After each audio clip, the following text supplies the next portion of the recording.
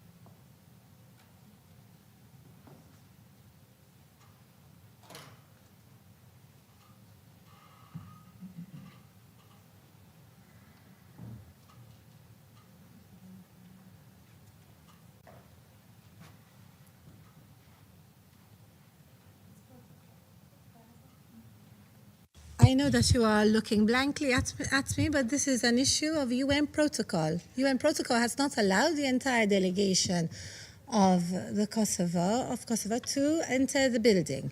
And so we have to wait until protocol has rectified it. It seems that they have, so we can resume the meeting. So the meeting is resumed. In accordance with Rule 39 of the Council's Provisional Rules of Procedure, I invite Ms. Catherine Ziadeh, Special Representative of the Secretary General and Head of the United Nations Interim Administration Mission in Kosovo, to participate in this meeting. It is so decided.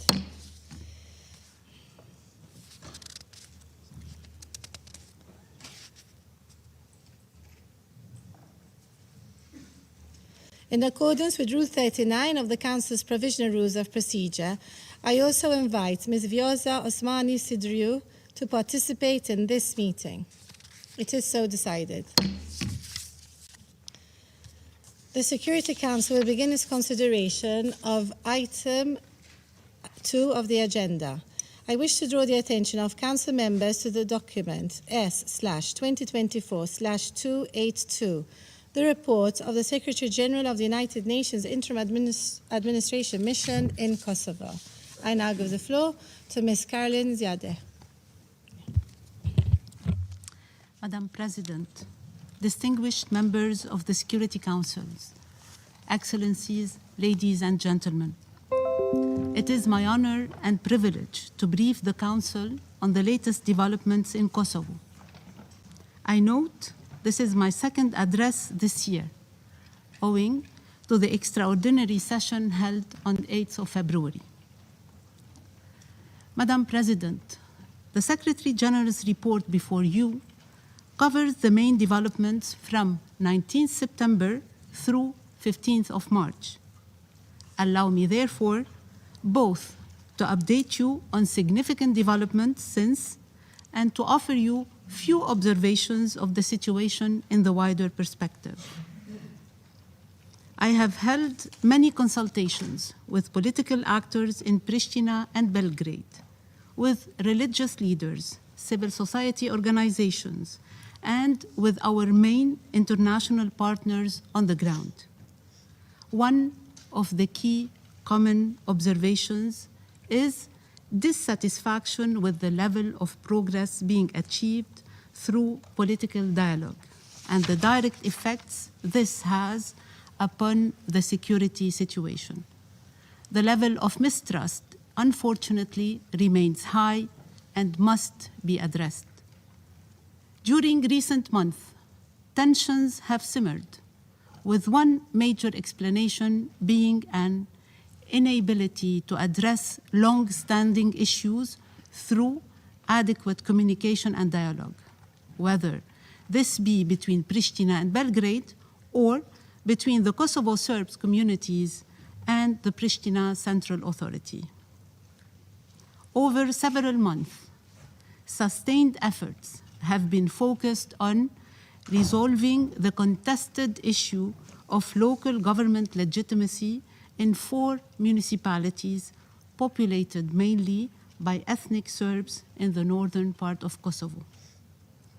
In December last year, Kosovo Serbs in Leposavic, North Mitrovica, Zubin Potok, and Zvečan collected a sufficient number of signatures, well over the required 20% of the registered electorate, to begin the process of recalling the mayors elected there in April 2023 by less than 4% of total registered voters due to the Kosovo Serbs' decision not to participate. This process, long discussed in the framework of the EU-facilitated talks, has aimed toward reducing the tensions which inevitably resulted from these elections, including violent protests that centered around several municipal premises in northern Kosovo last May. Recently, representatives of the Kosovo Serb community in the north have claimed that the conditions set forth to recall the mayors do not allow for all representative participation in the recall vote. Subsequently, EU and country representatives based in Pristina have urged a reconsideration of this position. While Kosovo Serbs have responded that their arguments are legitimate and being insufficiently accounted for, the recall process took place yesterday without any security incidents. However, only 253 out of 46,556 registered voters cast their votes. This, unfortunately, sets the stage for protracting and prolonging a fragile and unresolved issue. From our point of view, we will continue to support the EU-facilitated dialogue as the forum to find a consensual resolution of outstanding issues. Madam President, over the past year, there have been numerous setbacks in efforts to build more confidence in peaceful relations among Kosovo's ethnic communities through political dialogue. The Secretary General in his reports and I, in my briefings to the Council, have previously reported on a number of these setbacks, while wider international attention was drawn by the serious security incidents which occurred in the village of Banjska last September. I continue to stress the importance of accountability for that extremely serious incident through a thorough, fact-based investigation and assessment of its circumstances. This is both a judicial matter and also a political necessity in order to avert any recurrence. Across the same period, numerous developments have caused hardship and fueled mistrust between the communities, developments which could and should have been foreseen and avoided by good faith dialogue. The Kosovo Serb community representatives have shared their feelings that they are faced with human rights challenges.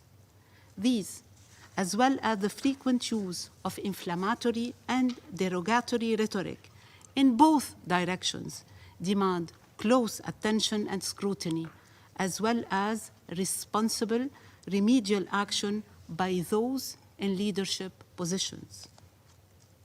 During a time when international political and financial investments continue to be made in support of good faith dialogue, unilateral action, particularly concerning matters that lie clearly within the scope of the dialogue process, cannot help to alleviate the concerns among ordinary people.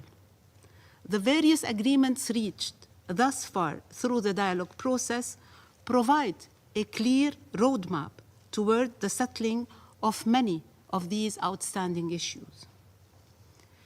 Regardless of which side undertakes unilateral actions or the justifications provided for doing so, in the end, such actions only perpetuate an environment of insecurity and mistrust between the communities.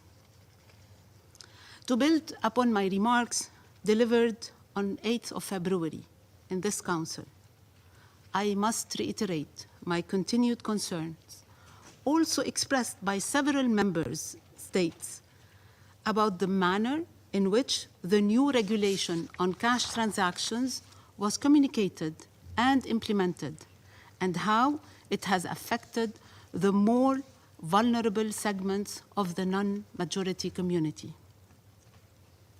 Under the facilitation of the European Union, the parties have met 5 times, on the 27th of February, 19th and 25th of March, 4th and 18th of April, to seek a solution that addresses the concerns raised and mitigate unintended consequences. We should remain hopeful that a solution can be reached, while urging the parties to work together to find practical solutions in the nearest future. Another element of the main agreements, which can provide solutions for this and other outstanding normalization matters, is the taking of earnest, credible steps towards establishing the association community of Serb majority municipalities. Whatever the community municipalities as final form, that form clearly will encompass the elements of sustainable financial and institutional guarantees for the Kosovo Serb community. This includes matters of local administration, along with essential basic services like education and healthcare.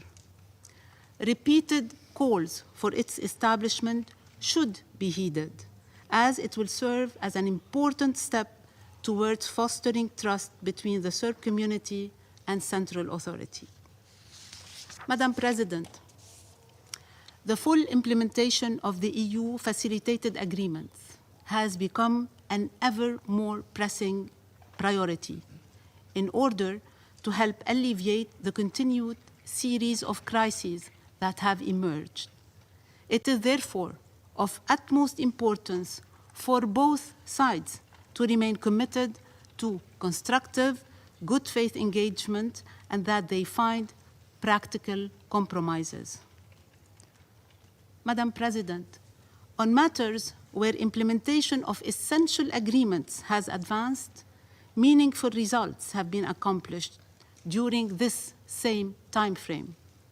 These include advances on vehicle license plate validity, steps forward on the energy roadmap, and on the customs. I wish to commend the Pristina leadership for taking action to fully implement the High Court decision of 2016, affirming the property rights of the Vuçiqit monastery, which had previously languished for many years. Such action is to be welcomed, since it significantly contributes to both inter-community trust as well as public confidence in the rule of law.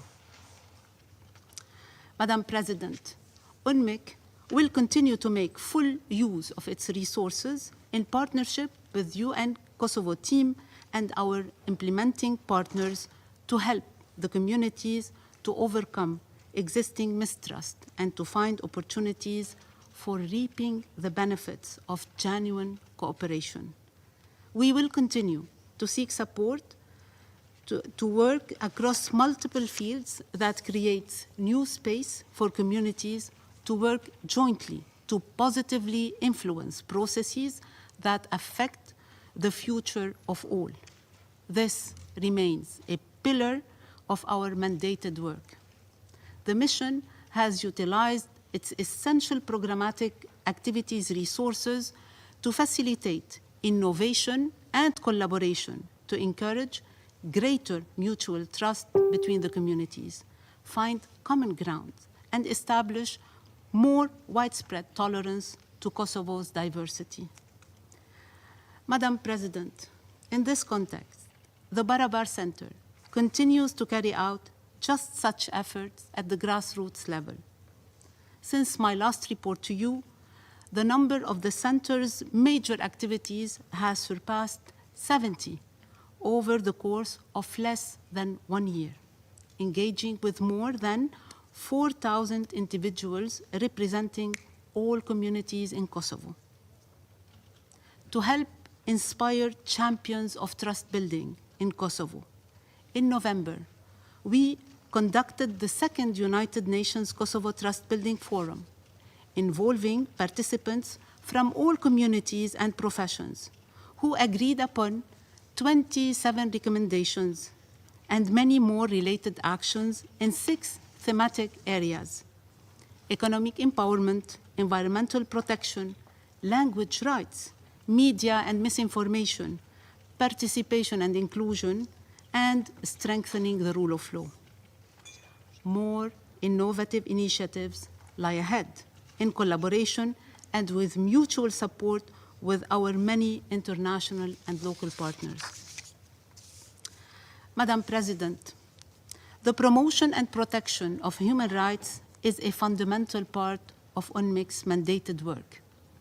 Together with our partners, we continue to encourage the authorities to place human rights and rule of law principles at the heart of sound policy judgments. This applies to a wide range of human rights and freedom, including rights to equality and non-discrimination, language, minority, and property rights, as well as freedoms of movement, expression, religion, and assembly.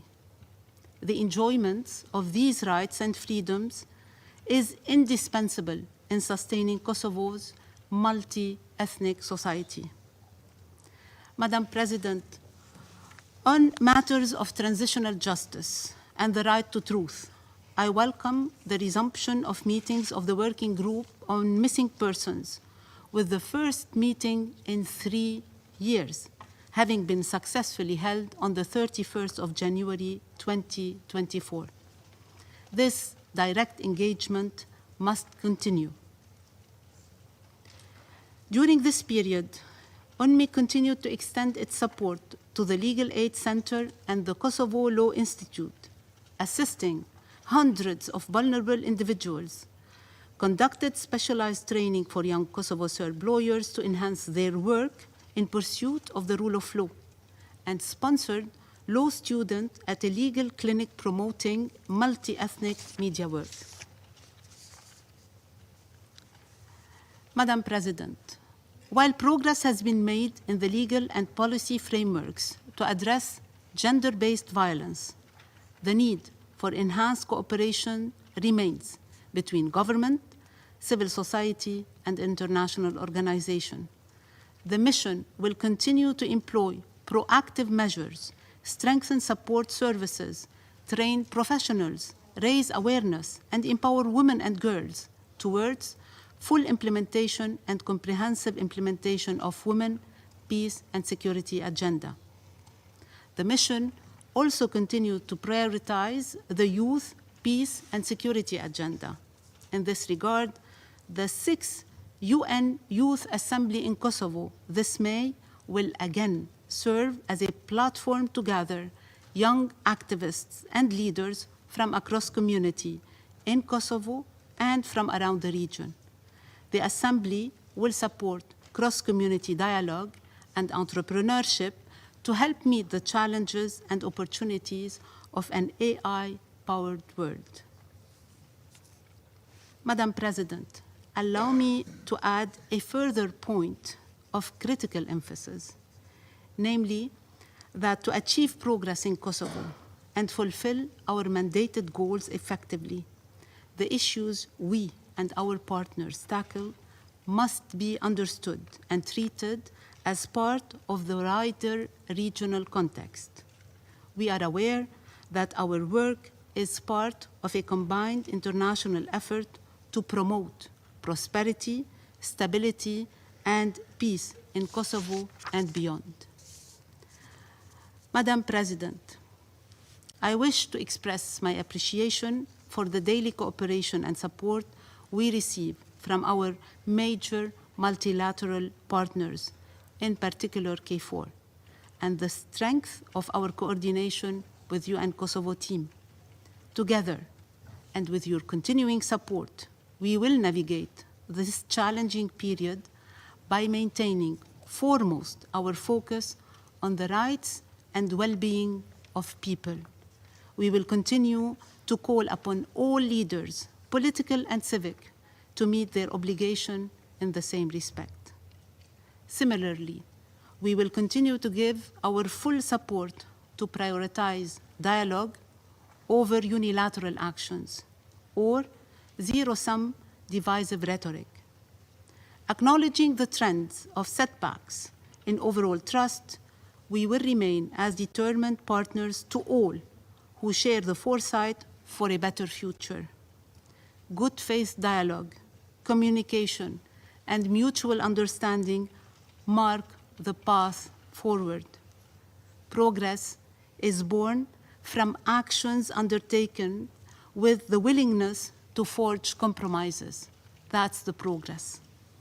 Madam President, I conclude by extending my deep appreciation to you and to all of you, distinguished members of the Council, for your continued support.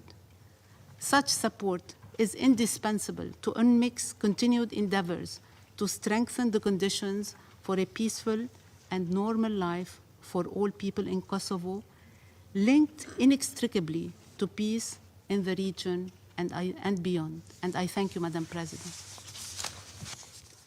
I thank Ms. Yadeh for her briefing. I now give the floor to His Excellency Mr. Alexander Vuçiqit, President of the Republic of Serbia.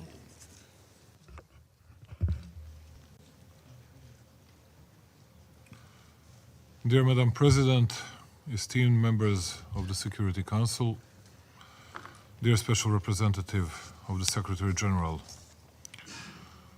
allow me, before I move to the report we are speaking about today, to remind you that on 19th of April was exactly 11 years since the most important agreement between Belgrade and Pristina on the path of normalization of relations was adopted in Brussels. One of the signatories was also the European Union. 11 years later, even though Serbs met all the difficult obligations from the mentioned agreement, the community of Serb majority municipalities and its formation are not even on the horizon. For all the Serbs living in Kosovo and Metohija, for the entire Serbia, these 11 years have been 11 years of undelivered promises, daily excuses, and untruths. 11 years of accidental or intentional inability of the EU as the guarantor of the respective agreement to move things from square one.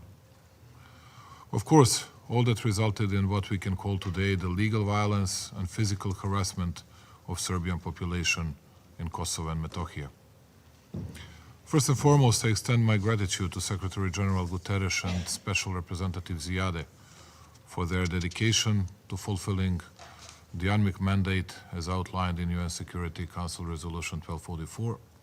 And therefore, while the subject report may not fully capture the severity of the situation on the ground, it actually documents nearly all significant events during the reporting period, and this holds considerable value for Member States.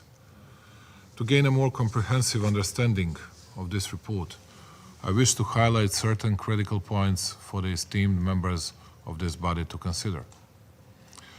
The report on UNMIK's work that is before us today is being discussed a month and a half since this distinguished body held a special session on situation in Kosovo and Metohija on February the 8th. Let me remind you that this urgent session was held upon submission by the Republic of Serbia that the provisional institutions of self-government in Kosovo, led by the Albanian leadership, are jeopardizing international peace and stability. To that submission, the Republic of Serbia also enclosed the detailed explanation of actions by which the provisional institutions continuously and intentionally created the unbearable living conditions for Serbs and other non-Albanians. Additionally, the Republic of Serbia presented to the Security Council all the actions by which those institutions carry out well-planned, widespread, and systematic harassment attacks against Serb civilians, including continuous legal violence, physical violence, and selective targeting. Urgent Security Council session on 8th of February was held thanks to the fact that all members of the Security Council evaluated that our arguments in the submitted complaint had been based on facts, and in accordance with that, they approved our request. Especially emphasize that the majority which accepted our argumentation consisted here of the countries that do not respect sovereignty and territorial integrity of the Republic of Serbia in a way envisaged by the provisions of the legally binding UN Security Council Resolution 1244. Thereby, it is much more important that such a structure of the Security Council member states respected our arguments and took into consideration on this important session the ethnically motivated, intentional creation of unbearable living conditions for Serbs, as well as the campaign of well-planned, widespread, and systematic harassment against Serb civilians.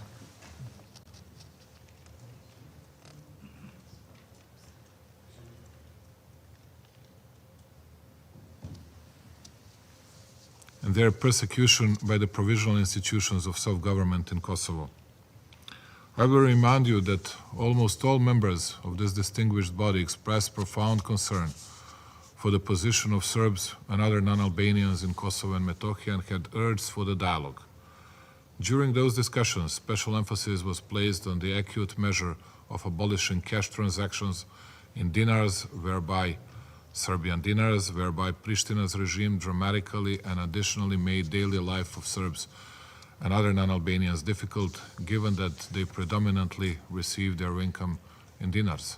This issue was discussed in the context of denying them access to even basic social services such as healthcare, education, etc. However, said measure to abolish the use of dinar representing the culmination of protracted, comprehensive, and ethnically motivated campaign of widespread and systematic attacks against non-Albanian civilians by Prishtina's institutions is still effective. If you remember, Albin Kurti was speaking here in front of all of you that he was giving to Serbs the 3-month transitional period in which no Serb rights would be abused regarding giving and accepting dinars as a currency. Of course, since the moment session ended, no one in Pristina or in the international community has ever mentioned 3-month transitional period and all the measures against Serbs related to dinar started being implemented immediately. That is why Serbs and other non-Albanian population in Kosovo and Metohija remains unable to get their pensions, salaries, social giving, child allowances, and all other payments, and why the work of schools, kindergartens, medical, social, and all other institutions is practically disrupted. Employees of those institutions, those that are still operating, face daily fears from groundless apprehensions which Kurti's regime is carrying out on a mass scale under false charges. This situation profoundly affects children in kindergartens, pensioners, single mothers, and severely ill persons in rural environments, but also everyone else. This issue stands out as one of the few where Pristina authorities demonstrate lack of discrimination affecting everyone equally, regardless of their age or gender, as long as they are non-Albanian and do not endorse their chauvinistic agenda aimed at realizing the Greater Albania concept. And yet, instead of being sanctioned, Kurti's regime keeps being rewarded. I would like to take this opportunity to inform all member states who have sincerely and with good intentions called for dialogue that from February the 8th, 2024 to the present day, 5 rounds of discussions have been held in Brussels based on UN Security Council Resolution 1244 and General Assembly Resolution 64-298 from 2010. The only tangible outcome of these deliberations has been the exposure of Pristina's true motives. Pristina's head negotiator, Bislimi, Albin Kurti's deputy and his partner in the persecution of the civilian population, confirmed that their unilateral and escalatory decision to effectively abolish the dinar in Kosovo and Metohija has profoundly affected the people. And unlike Kurti's assertions made before this esteemed body that Serbia's accusation was false and that no one, including Serbs, was impacted by their decision, Bislimi's sincerity acknowledged the actual intentions to eradicate all Serbian presence in Kosovo and Metohija. Therefore, he, like Kurti, remained committed to Greater Albania hegemonic aspirations, which preclude any negotiations with Serbia and coexistence with Serbs. His conduct in the dialogue process, characterized by a strategy of sabotage through presence, underscored his reluctance to pursue a compromise solution, as had been advocated by this esteemed body to safeguard the population. And yet, instead of being sanctioned, Kurti's regime keeps being rewarded. Ladies and gentlemen, in parallel, Pristina's brutal repression in persecuting Serbs and other non-Albanian has been additionally deepened and strengthened. Since the urgent session, 16 new ethnically motivated attacks against Serbs took place. They involve: number 1, armed attack against Serb young men in Gračanica. Number 2, gunfiring and intimidation of ever smaller number of Serb returnees in the west of Kosovo. Number 3, continuing unjustified detentions. Number 4, police violent removal of the plates which names of the places in Serbian language, in Cyrillic alphabet in purely Serb municipalities in the north of Kosovo. Continuous attacks within the campaign of Serb persecution broadened after 8th of February to intrusions of Pristina's para-police forces into Serbian pharmacies in Kosovska Mitrovica and Zubin Potok, where the persecutors of Serbs confiscated huge amounts of medications. On the other hand, while the UNMIK report maintains factual precision, it lacks in capturing the interconnected events over an extended period of time.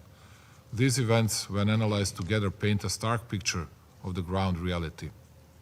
This limitation in reporting stems not only from the length of the reporting period, but also from the methodology employed, which has remained consistently superficial and brief.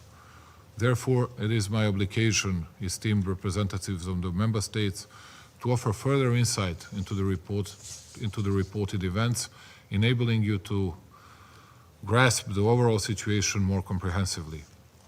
The UN Security Council emergency session is not presented in the report as an event of special relevance. The respective session was mentioned only in item 22, and even there it has been wrongly put that it had been held at Serbia's request to discuss the consequences of the new currency regulation. This claim is factually incorrect because Serbian request was for emergency session adopted by the UN Security Council had been based on complaint supported by arguments for endangering international peace and security by Pristina. Illegal abolishment of dinner was reported and took into consideration in that context only as a part of complaint against Pristina authorities. 4. Number 1, systematic, widespread and well-planned attacks against Serbs by Pristina. Number 2, intentional creation of unbearable living conditions for Serbs. And number 3, persecution of Serbs. The dramatic complaint on persecution of Serbs, which SC took into consideration at the emergency session, was blandly and prosaically presented in the report in the following way. Mr. Vuçiqit and Mr. Kurti participated in the session presenting contrasting narratives regarding the situation in Kosovo and the regulation's impact. In that regard, I believe that it is important to remind that Serbia was not presenting just some narrative at the respective session, quite the opposite.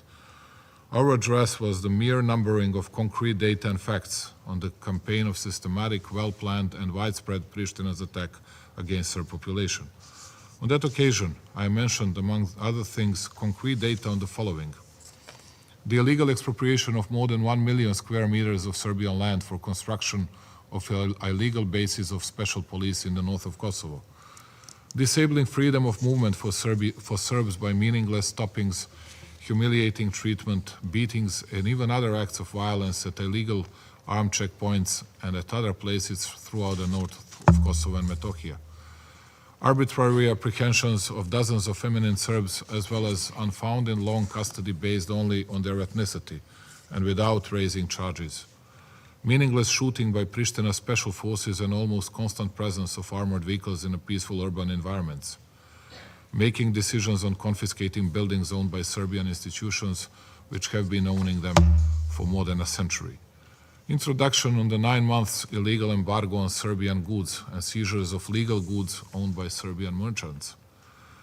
Violent confiscation of the property of the Serbian Orthodox Church, whereby Pristina violates special protective zones around the Serbian Orthodox Church facilities, while renaming Serbian sacral facilities, which are several centuries old, to Albanian ones. Ploughing and destruction of Serbian cemeteries. Arming illegal so-called Kosovo security forces, which in accordance with paragraph 9b, paragraph 15 and article 6, annex 1 of the UNSC resolution 1244 should be demilitarized and dismantled. Disabling payment of 60,946 salaries and pensions to Serbs in Kosovo and Metohija, 2,430 scholarships for students and pupils, funds for financing soup kitchens for about 2,000 socially most vulnerable citizens, as well as all other incomes for Serbs. 470 unsanctioned ethnically motivated attacks against Serbs. 75 attacks against sacred facilities of the Serbian Orthodox Church. 25 attacks against Serbian children, including attempt of murder of the 11-year-old Serb child by the representative of the illegal Kosovo security forces on Christmas 2023 and his cousin of 21 years old. And yet, instead of being sanctioned, Kurti's regime in Pristina keeps being rewarded. We cannot count the number of times the events in Banjska have been mentioned by various international officials, news outlets, and even in front of this council. On the other hand, not even once of that zeal and energy has been used to raise the issue of the horrific crime committed by a soldier under the command of here present Vjosa Osmani, a uniformed soldier of the so-called KSF, who while on duty using his service rifle and on the eve of the Orthodox Christmas, cold-bloodedly shot an 11-year-old boy Stefan Stojanovic and his 21-year-old cousin Miloš Stojanovic. Sometimes we wonder whether the fact that he has only been charged for misdemeanor is due to the fact that the victims were just ethnic Serbs. Let me remind you once again of Kurti's words pronounced here at the session of this distinguished body. The regulation does nothing to ban or prevent the government of Serbia from providing financial assistance to Kosovo Serbs. Each different suggestion is nothing but a false propaganda aimed at inciting ethnic tensions. The regulation strives only to provide transparency and legality of the cash that is being imported to Kosovo in accordance with our constitution and the EU monetary policy. The same rules apply to all cash imports from any country in any currency. They do not ban dinar transfers from Serbia. The proof that Kurti was lying to this distinguished body is also that few days ago, the topic of the Brussels of Dialogue meeting was precisely how to resolve this problem. The solid proof is also a fact that the American Special Envoy for the Western Balkans stated on 14th of March in Pristina, more than a month after Kurti had lied to Security Council, that the issue of dinar was an emerging humanitarian issue that we need to address immediately. Mr. Escobar also said that he was moved by the stories of ordinary Serbs who were affected most directly by the ban of dinar. The American envoy said on that occasion that Albin Kurti had refused his plan for resolving that humanitarian issue. Asked by the media why Kurti had decided to proceed with the ban of dinar, knowing that this issue could have been resolved through the establishment of community of Serb majority municipalities, Mr. Escobar answered that it was the question for Kurti. Kurti lied before this council also when he was speaking about the alleged introduction of the 3-month transition measures in reference to the decision on dinar currency, which did not happen, but new bans and repression followed instead. And yet, instead of being sanctioned, Kurti's regime keeps being rewarded. So all the aforementioned facts confirm that Pristina and Kurti have never told the truth, but that Serbs in Kosovo and Metohija are the target of the well-planned, systematic and widespread harassment by Pristina's institutions aimed at their persecution. After the emergency SC session, this fact should have been clearly underlined in the report, alongside with the ambiguous condemnation of Pristina's violence. We do not expect UNMIK to tailor its reports to suit political desires and aspirations of any involved parties. On the contrary, we advocate for the reporting that is grounded solely on facts. Hence, we expect UNMIK to deliver clear and precise reports to the member states regarding state of affairs on the ground. Additionally, credible reporting does not imply neutrality and/or ambiguity towards events that directly endanger the population in Kosovo. Such neutrality is unacceptably given that UNMIK is duty-bound as mandated by this esteemed body to clearly and loudly oppose any attempt to threaten the civilian population in the province. We also believe that the report misses information for the Security Council on concrete measures that the UN Security General Special Representative has taken in order to discourage, anticipate, disable, or sanction Pristina's violence and persecution of Serbs and other non-Albanians. Let me remind you, the international civil presence headed by the Special Representative has obligation to secure normal life in Kosovo.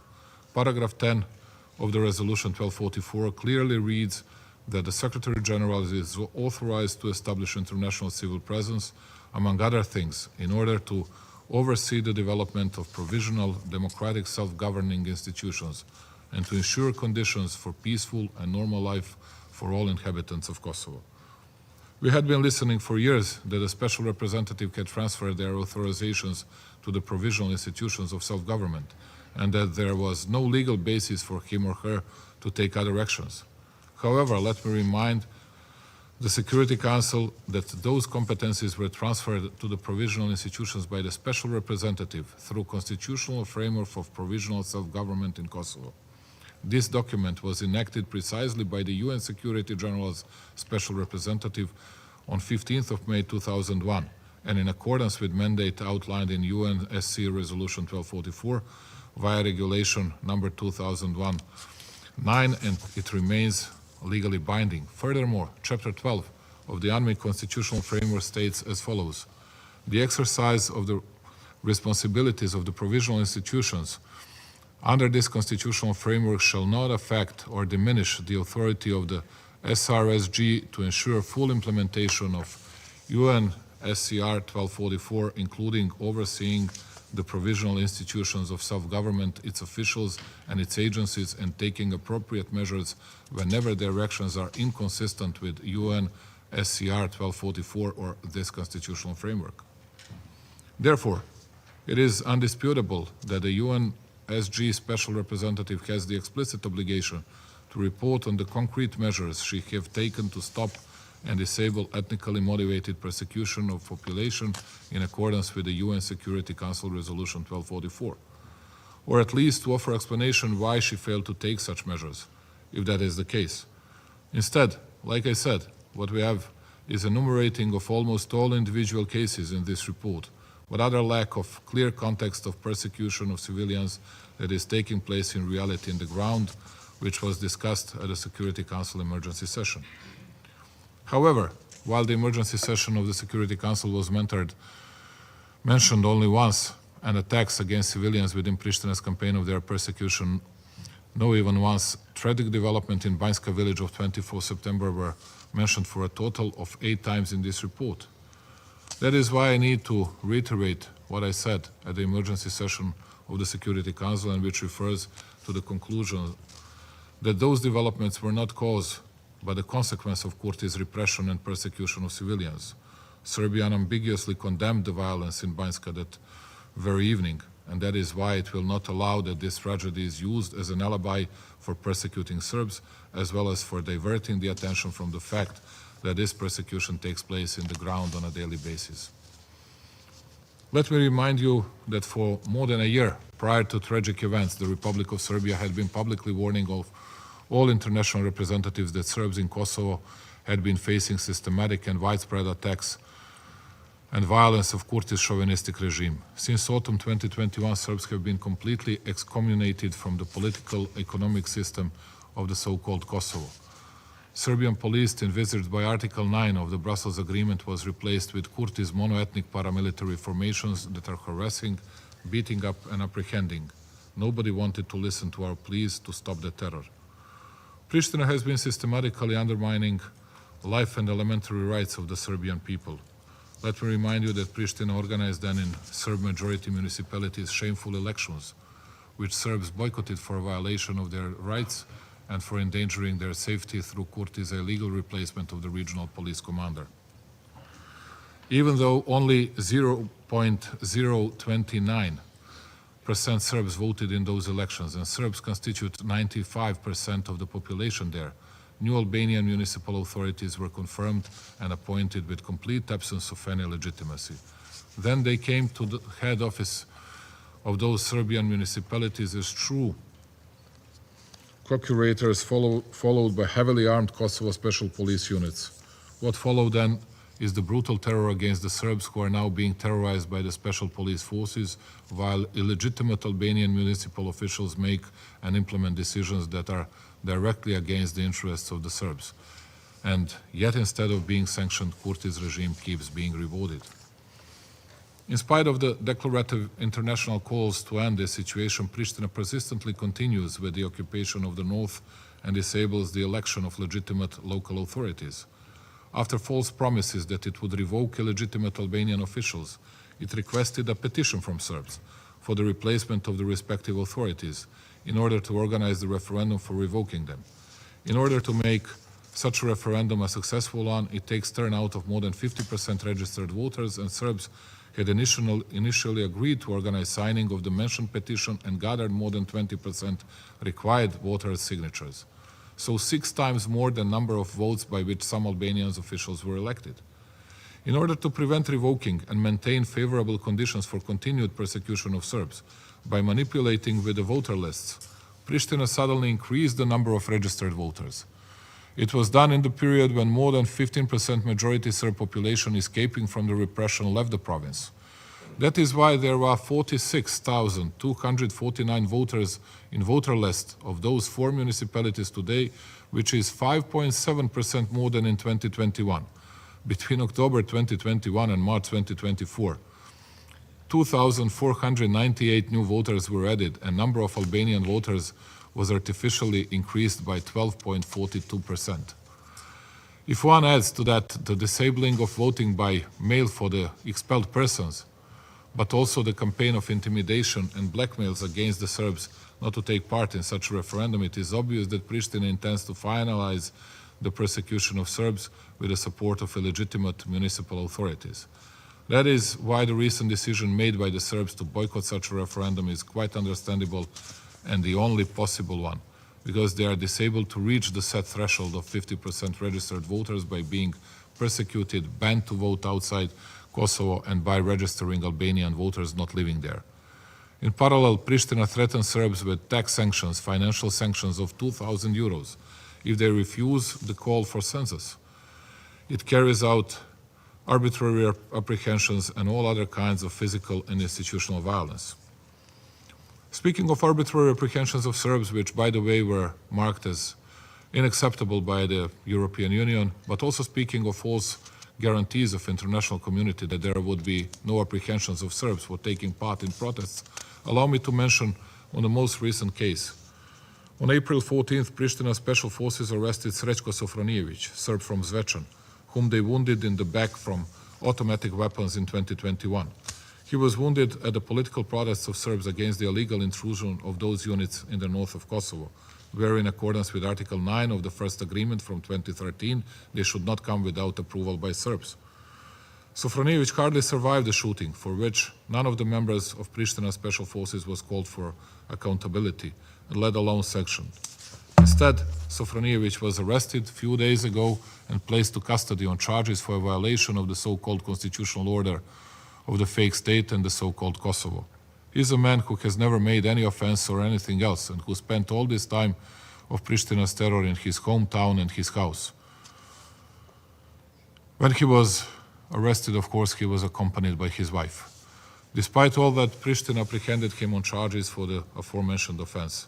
We have since received reports about further physical abuse of Sofronijević upon his reception to the Albanian majority-run prison in Podojevo. At the same time, one of Kurti's co-perpetrators of persecution of Serbs and a minister in his government, Liburna Liu, declared the following in December 2023. The independent state of Kosovo is a temporary project.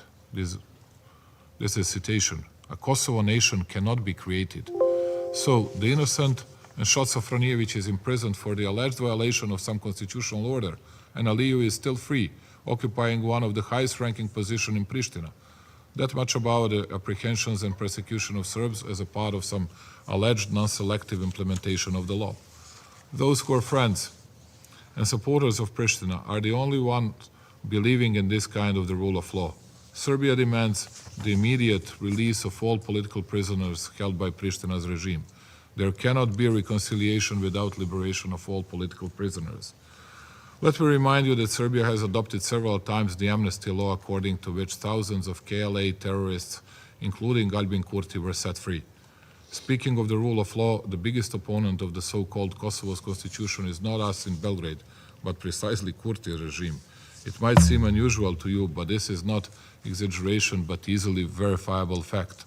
The Brussels Agreement was ratified with a two-thirds majority in the so-called Kosovo's parliament, and it derogates all other legal norms, and yet again, Kurti and his associates publicly refuse to implement the foundation provisions of this agreement.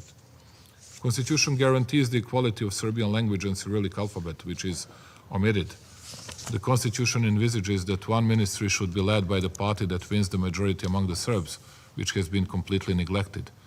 And yet, instead of being sanctioned, Kurti's regime keeps being rewarded.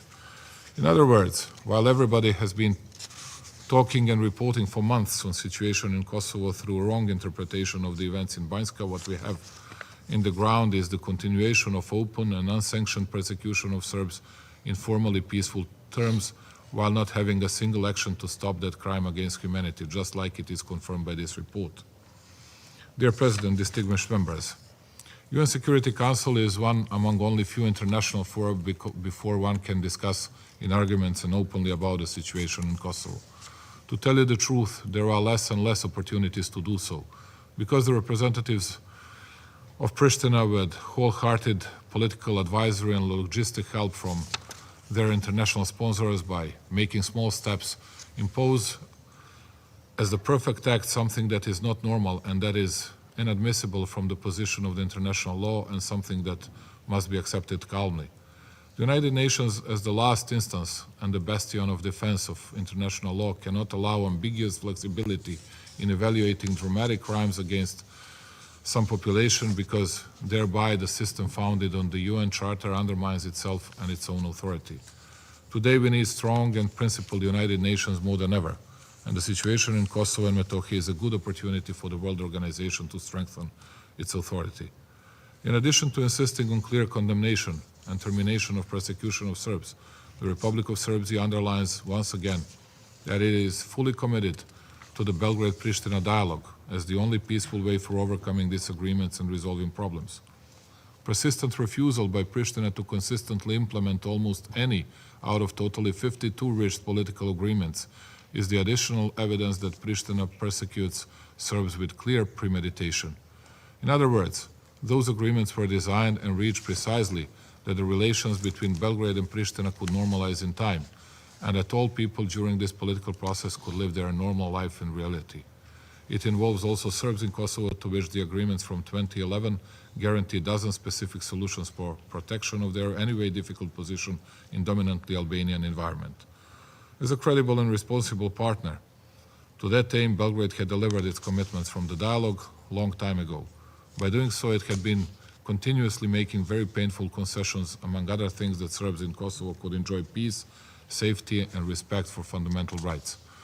Contrary to that, Serbs have been exposed to open persecution for years, and while preparing that persecution for 11 years, Pristina refused and still refuses to implement its most important commitment from the dialogue.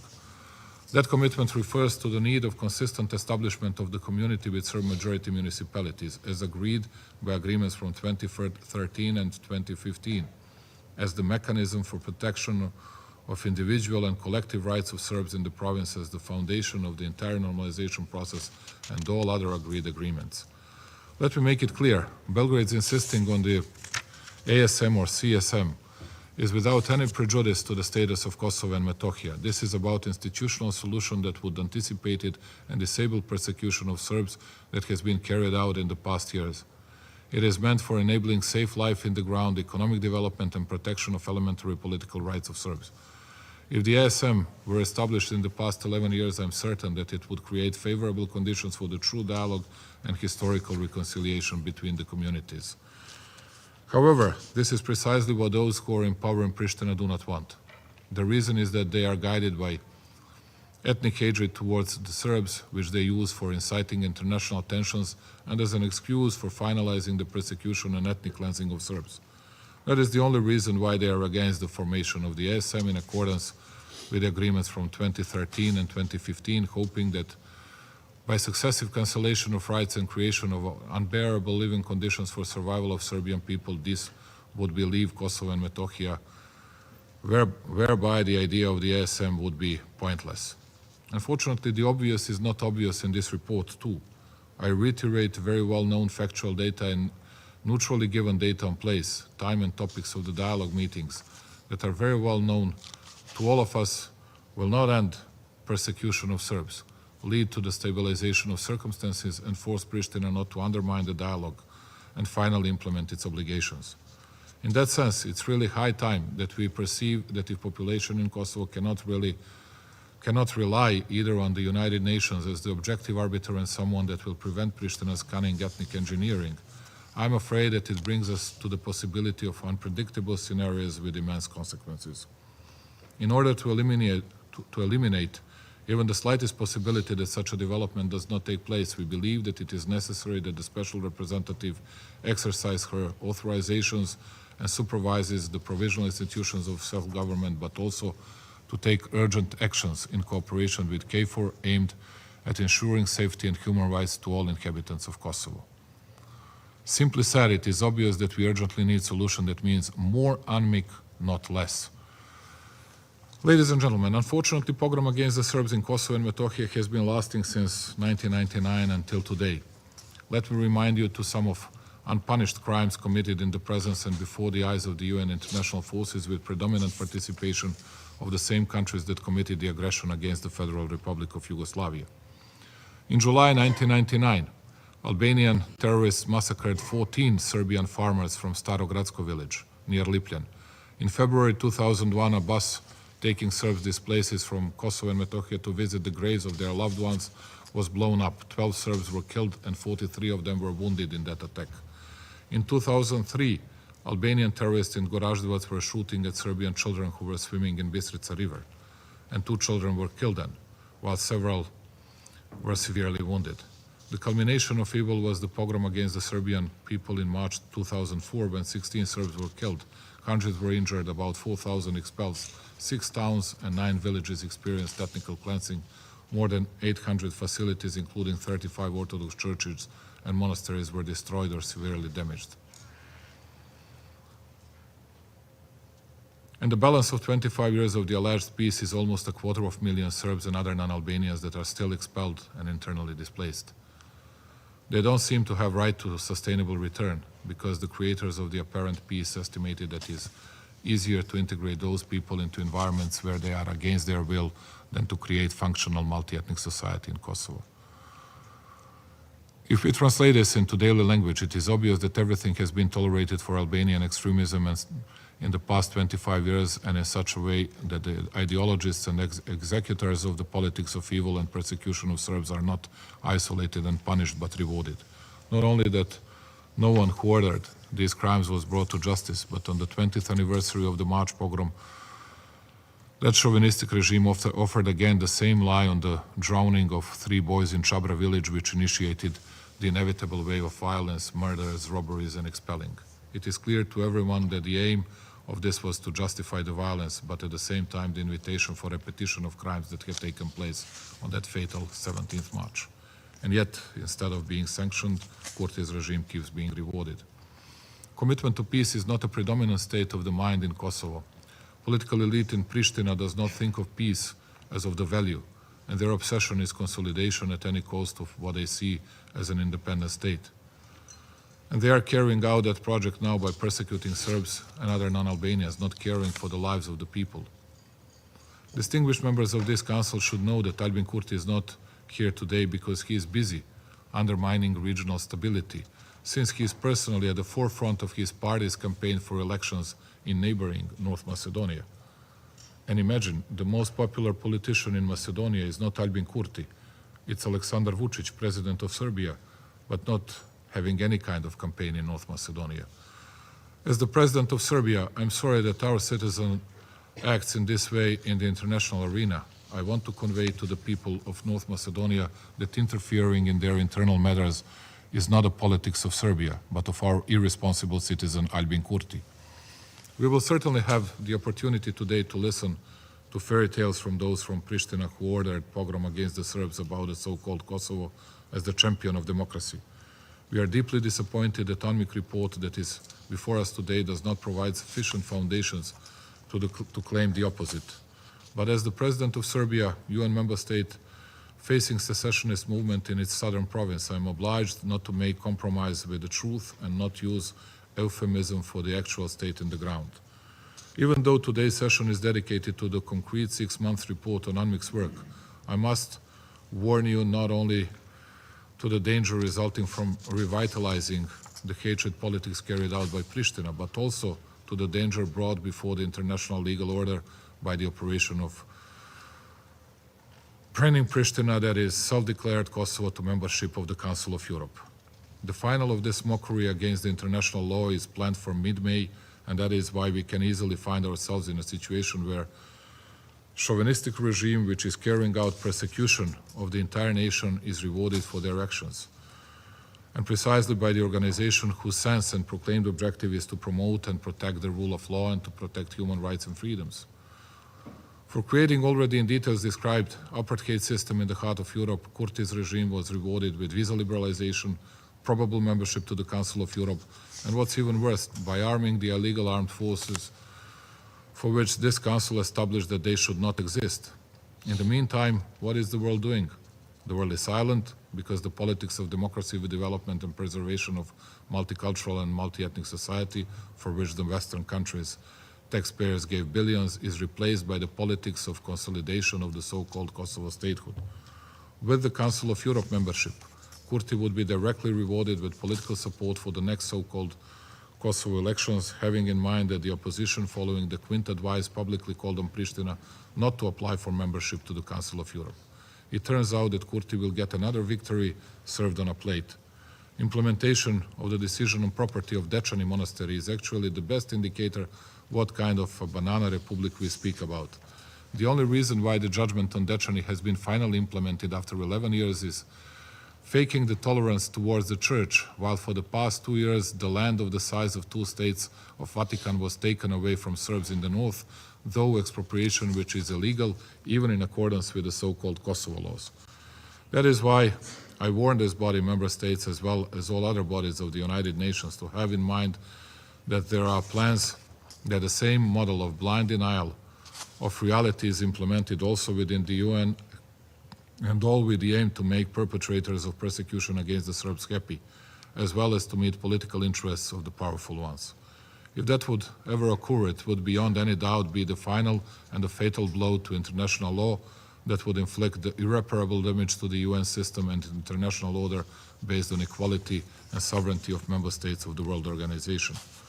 Fortunately, I'm almost certain that such demolishing plans will not be achieved because there is a convincing majority of those who blindly observe international law, UN Charter and all SC resolutions, including Resolution 1244, which guarantees territorial integrity of the Republic of Serbia with the territory of Kosovo and Metohija as its part.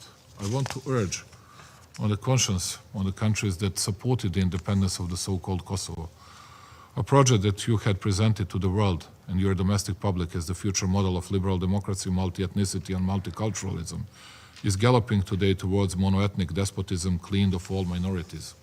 By giving priority to the consolidation of the so-called Kosovo statehood in terms in which basic collective political, economic, but also individual rights of Serbs and other non-Albanians are being violated, you sentenced anyway a legal project of the so-called Kosovo's independence to moral death. And just to add one more sentence, we were accused for many months in numbers of international medias that we were just about to launch an aggression like it is possible to be done by someone who acts on its own territory against Kosovo or some other nations in the region. And no one was saying sorry or excuse us for these terrible lies and falsities. And I wanted to reassure you that Serbia is very much committed and fully devoted to peace, international public order, UN resolution, and to the dialogue process under the auspices of European Union, and we'll do our best to keep calm and tranquility in the region. And you can always count on Serbia's seriousness and responsible approach to this issue. Thank you for listening to me. I thank His Excellency Mr. Vuçiqit for his statement. And now give the floor to Ms. Vjosa Osmani Sadriou. Thank you, Madam President, esteemed members of the Council, ladies and gentlemen. The history of humankind has been shaped by our collective response in the face of aggression, tyranny, and oppression. As an organization founded on the ruins of war, the United Nations, upon its creation, committed to protecting the human rights from the scourge of destruction. It was meant to bring the world under one roof, to not only discuss but also to reflect, to not only meet but also to cooperate, to not only adopt resolutions but also to deliver. At the very foundations of the United Nations lays the ambition for a better, peaceful, and equitable world through invoking primarily and exclusively a human-centered policy approach. Today, as I stand here representing my country, the Republic of Kosovo, I'm reminded of the profound impact that democracies uniting for a common purpose have had in my country and in my people. It was only 25 years ago when NATO's intervention, coupled with the people's unwavering aspiration for freedom and liberty, marked not just a decisive turn in our country's history, but also a decisive milestone in the history of humankind. That intervention was not just about building peace. It was principally and most importantly about protecting the sanctity of human life and the rights of all people to live free from fear of destruction and persecution. It underscored the imperative that when one of us is threatened by tyranny, it is a threat to us all. It reminded us of the indispensability of acting as a united force in the face of grave injustice through protecting human lives at all costs.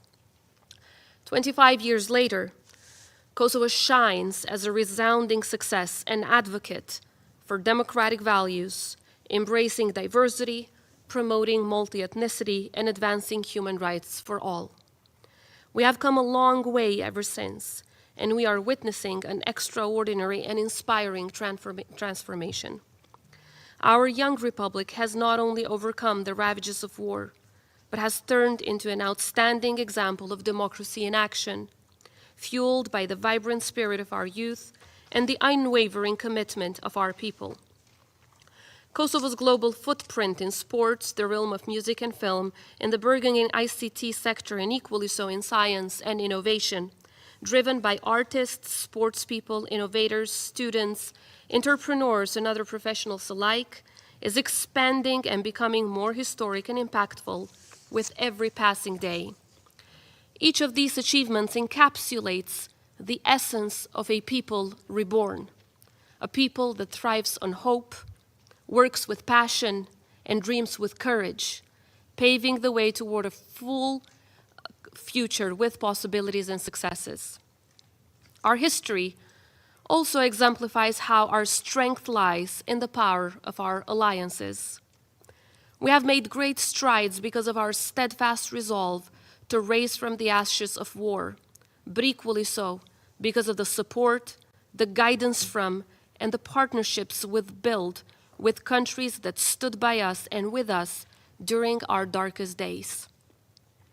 As a thriving and an ever more prosperous democracy, it is rule of law that stands as the core of every institutional undertaking, as best exemplified through our everyday endeavors to combat crime and corruption, ensure transparency, and guarantee justice for all. Our efforts have not gone in vain, as they have been widely recognized by some of the most prestigious global indices like Freedom House Report, VDEM Democracy Reports, Reporters Without Borders, World Press Freedom Index, Transparency International, and many more. At only 16 years old, the Republic of Kosovo remains the most pro-EU and pro-NATO country in the region and beyond. We understand that by joining this alliance, we not only have a chance to sit side by side with some of our greatest allies to engage in joint solutions to the benefits of global peace and security, but to also engage on the longevity and sustainability of peace and security in our region as well as at home. With a post-pandemic double-digit economic growth and an average annual growth of 6.2% in the span of past 3 years, Kosovo is also witnessing a promising economic prospect spurred by the doubled exports and foreign direct investment. Kosovo is not just prospering within its borders. We have steadfastly turned into a reliable international partner, one that no longer stands merely on the receiving end. Whether through our co-deployment missions with armies of our allied nations contributing to peace around the world, or by stepping up to help Ukraine, Kosovo is showcasing that it is able, willing, and capable of giving back. In this spirit, we are claiming leadership in implementing global agendas to the benefit of the greater good. Just last week, Pristina turned to the capital of global discussions on the Women, Peace, and Security agenda. As a woman president, and as the commander-in-chief of the Kosovo Security Force, and as a staunch believer in the power of women in transforming peace and security processes, I am confident that the WPS agenda can help lead our societies and our region to new heights. Through the just launched Regional Center on Women, Peace and Security, supported by Secretary Blinken's office, we look forward to working with all the countries in our region, as well as with each and every one of you, to lead our collective efforts for building sustainable peace through putting women and girls at the heart of our collective endeavor. A Kosovo for all, one that promotes diversity, inclusivity, and representation. This is the Kosovo we work for every day. We do recognize, however, that we still have a lot of work to do, because democracy, prosperity, and human rights should never be considered as finished projects. We should always strive for more and for better. We are committed to addressing the challenges together with our allies and partners by our side, guided by the highest international standards. Let me make it clear on the outset. Claims by Serbia on the alleged ethnic cleansing and persecution of Kosovo Serbs are false, baseless, and politically motivated. These narratives have also been thoroughly discredited by the Helsinki Committee for Human Rights all the way to the European Parliament and many other international organizations. Kosovo's legal and institutional structures not only protect, but actively advance the rights and security of the Kosovo Serb community as well as all of the other communities, promoting an inclusive society where all citizens are encouraged to thrive. By contrast, about 500,000 Serbs, about 500,000, have left Serbia during Vuçiqit's reign in the past couple of years, according to Eurostat. So it should be rather clear to us who the Serbs are actually running away from. Kosovo Serbs, who make up about 3 to 4% of our population, are granted unparalleled legislative influence, such as the veto power over constitutional amendments and over every essential law concerning education, religion, local governance, human rights, ethnic minority rights, etc. In practice, this veto ensures their interests are safeguarded even if 110 out of 120 members of our parliament would vote otherwise.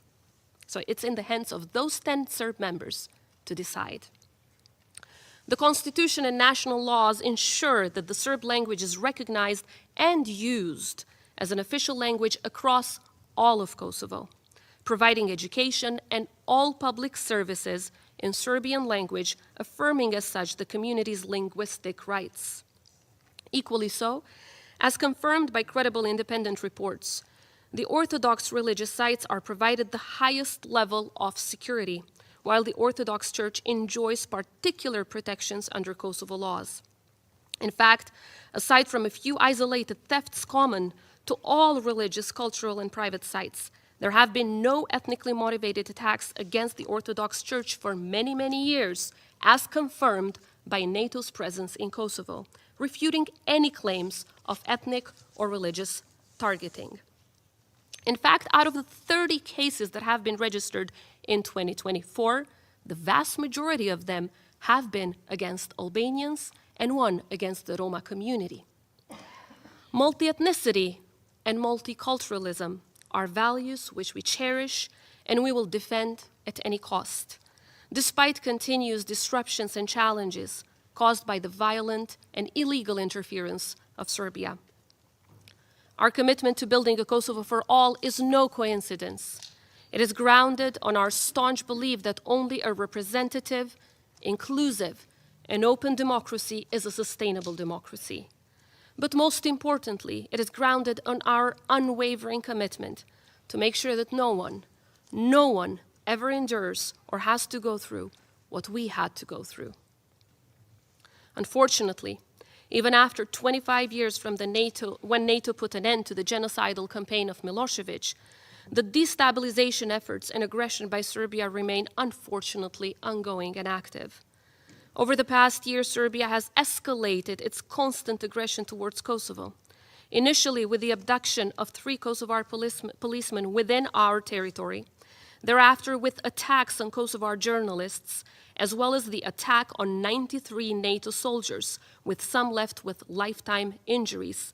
And the culmination was the act of aggression and the terrorist attack against Kosovo on September 24, 2023. Immediately thereafter, as stated by the White House, Serbia has deployed an unprecedented large military presence and artillery alongside our border with advanced artillery, tanks, and mechanized infantry units. Just a few days ago, they also tested their Irani drones exactly at the border with Kosovo. That's the kind of messages that they sent to their neighbors. Unfortunately, the perpetrators of both the September aggression against Kosovo, as well as the May attack against NATO, freely wander around Serbia to this day. Not only they have not been convicted, but they continue to receive lucrative financial contracts by no other than Vuçić's government. Just last week, shortly after Kosovo's resounding success at the Parliamentary Assembly of the Council of Europe, a human rights organization, Serbia escalated tensions by targeting buses carrying Kosovo citizens, including both Albanians as well as Serbs who work for Kosovo institutions.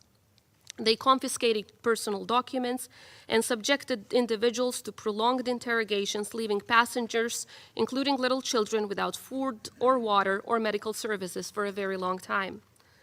Notably, Dejan Janković, the Serb deputy director of the Kosovo police, was detained alongside other police officers, highlighting Serbia's ongoing efforts to intimidate and undermine the Kosovo Serbs.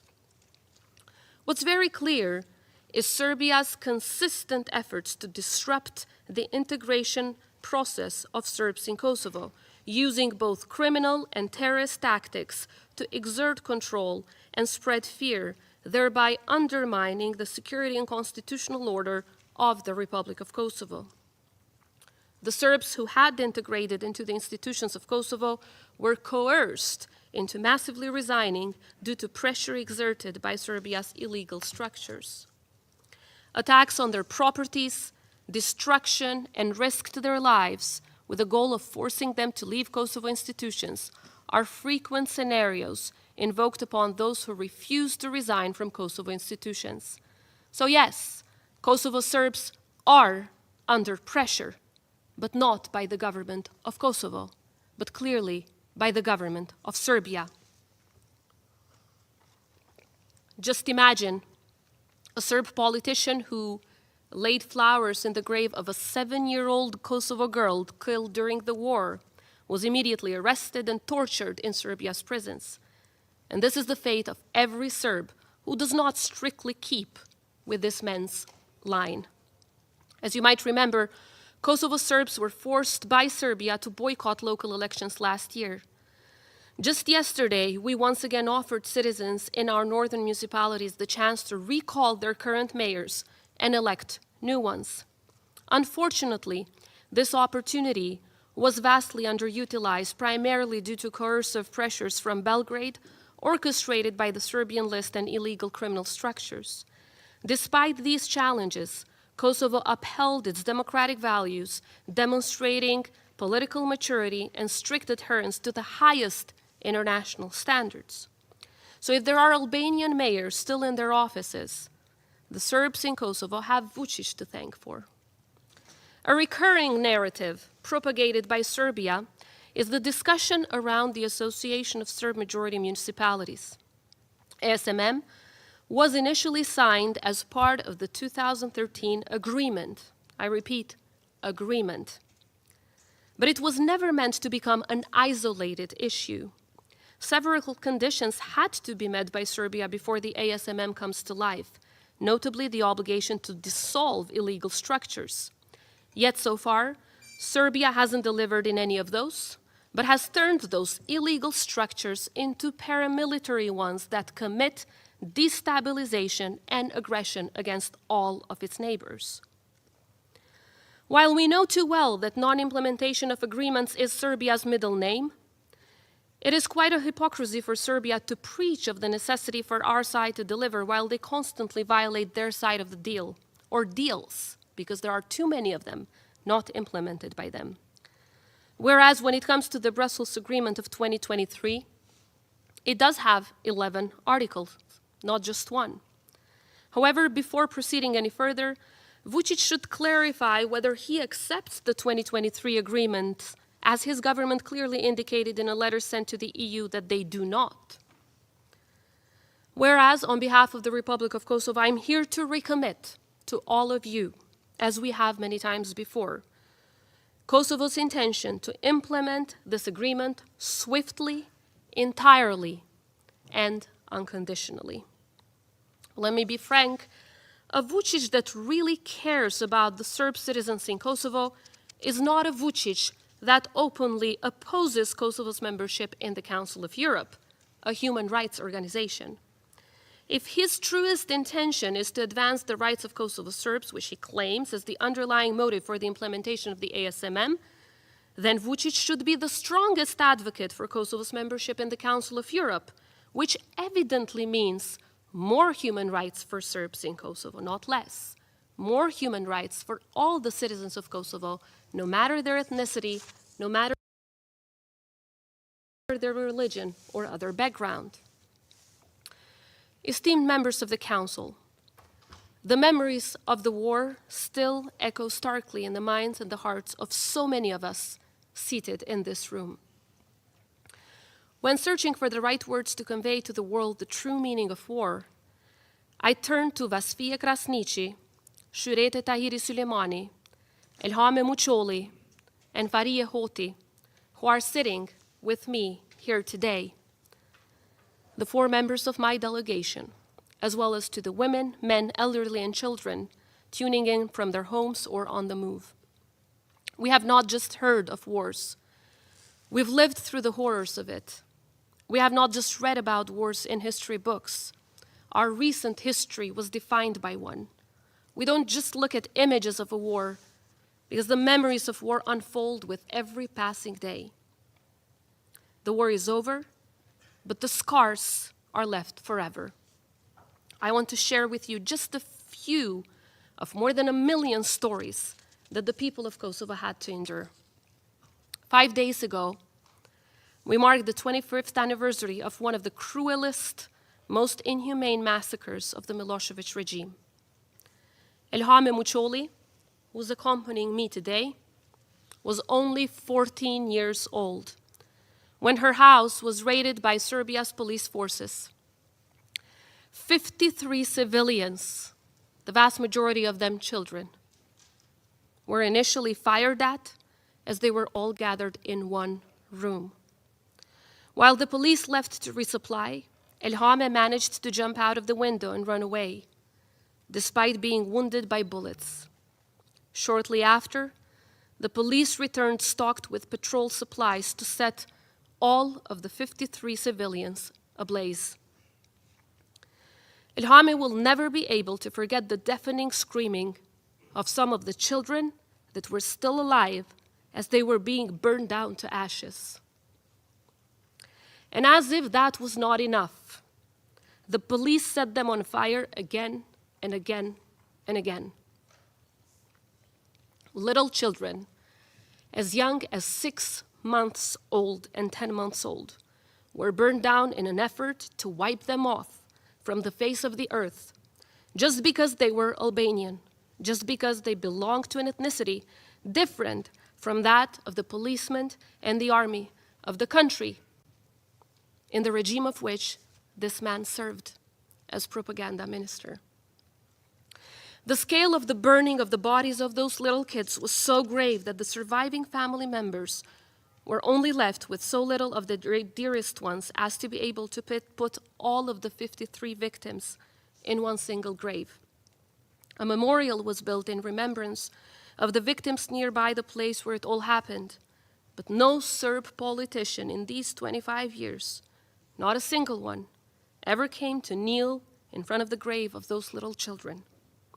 And to only think that massacres of this scale took place in almost every corner of our country, with little kids, women, including pregnant ones, mercilessly killed because of the warmongering mindset that is still alive and kicking in Belgrade. So, ladies and gentlemen, one can listen to Vucic's propaganda and let him push his history revisionism based on Russia's playbook, but the only truth about his regime is one in which it is in constant denial and never accepting responsibility for these heinous crimes, never apologizing or even showing a sign of repent. Never.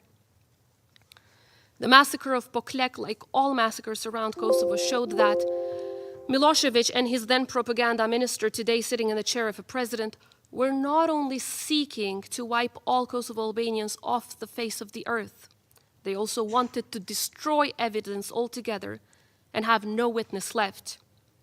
Yet, they failed over and over again. Elhame survived to relentlessly tell the world the story of her family and her nation. Never bitter, never asking for revenge. Despite losing her mother, 3 sisters, 2 brothers, and many cousins in this massacre, she has turned into a genuine embodiment of resilience and strength, and an unwavering champion for peace, reconciliation, but most importantly, defending truth and fighting for justice, justice for which they are still waiting for. While she sits with me here today seeking nothing but justice, Vuçiqit, sitting over there, still offers shelter, protection, and promotion to the police special units and the army brigade that committed the crimes against Elhame's family. And I'm here to offer you not propaganda, but actually ICTY cases confirming this. In the ICTY case of Shajinović et al., it was confirmed that the 86th detachment of the Serb Special Police Unit was present in Poklek on the day of the crime with these kind of operations, alongside with the 15th Armored Brigade and the 37th Motorized Brigade of the Yugoslav Army. Those in charge were identified, including the former commander of the 86th detachment. An organization in Serbia, the Humanitarian Law Center gathered the evidence and pressed charges in front of the prosecutor's office in Serbia many, many years ago for those who were identified for killing these little kids. Yet, as of today, nothing has been undertaken by Serbia. Quite the opposite. The police officers leading this massacre were promoted to higher ranking positions and continue to receive honors. Today, I am also joined by Vasfije Krasniqit. She was only 16 years old when she was raped, not once, but twice, by Milosevic's police forces. They wanted to destroy her and to kill her hope. That is why they so mercilessly chose one of the cruelest tools of war, rape. "You will suffer more if we let you live," they told her, as she was begging them to kill her. In spite of living through horror, Vasfije has thrived to fervently embark on her mission of raising awareness globally about the brutal crime of sexual violence in war and to becoming my special envoy on wartime sexual violence. Today, she's working closely with partners in Ukraine, in the Middle East, in countries in the African continent and elsewhere, sharing her expertise on most fitting approaches to support survivors of sexual violence during the war. She's committed herself to being there for survivors globally and has turned into their voice until the time is ripe for them to speak out themselves. In this noble mission, she is joined by our very own rrjetet. Rrjetet Tahiri Suleimani, who's also part of my delegation today, is also one of the thousands of survivors of sexual violence from the last war in Kosovo. In 1999, she too was a target of this most inhumane war crime. She was raped in front of her little daughters, aged 3 years old and 1 year old, respectively. Milosevic's forces committed these atrocious acts in front of little kids, wanting to make sure that the hurting and the pain spans across generations. They wanted to kill the spirit of a people that always stood up for peace, liberty, and democracy. Yet they failed.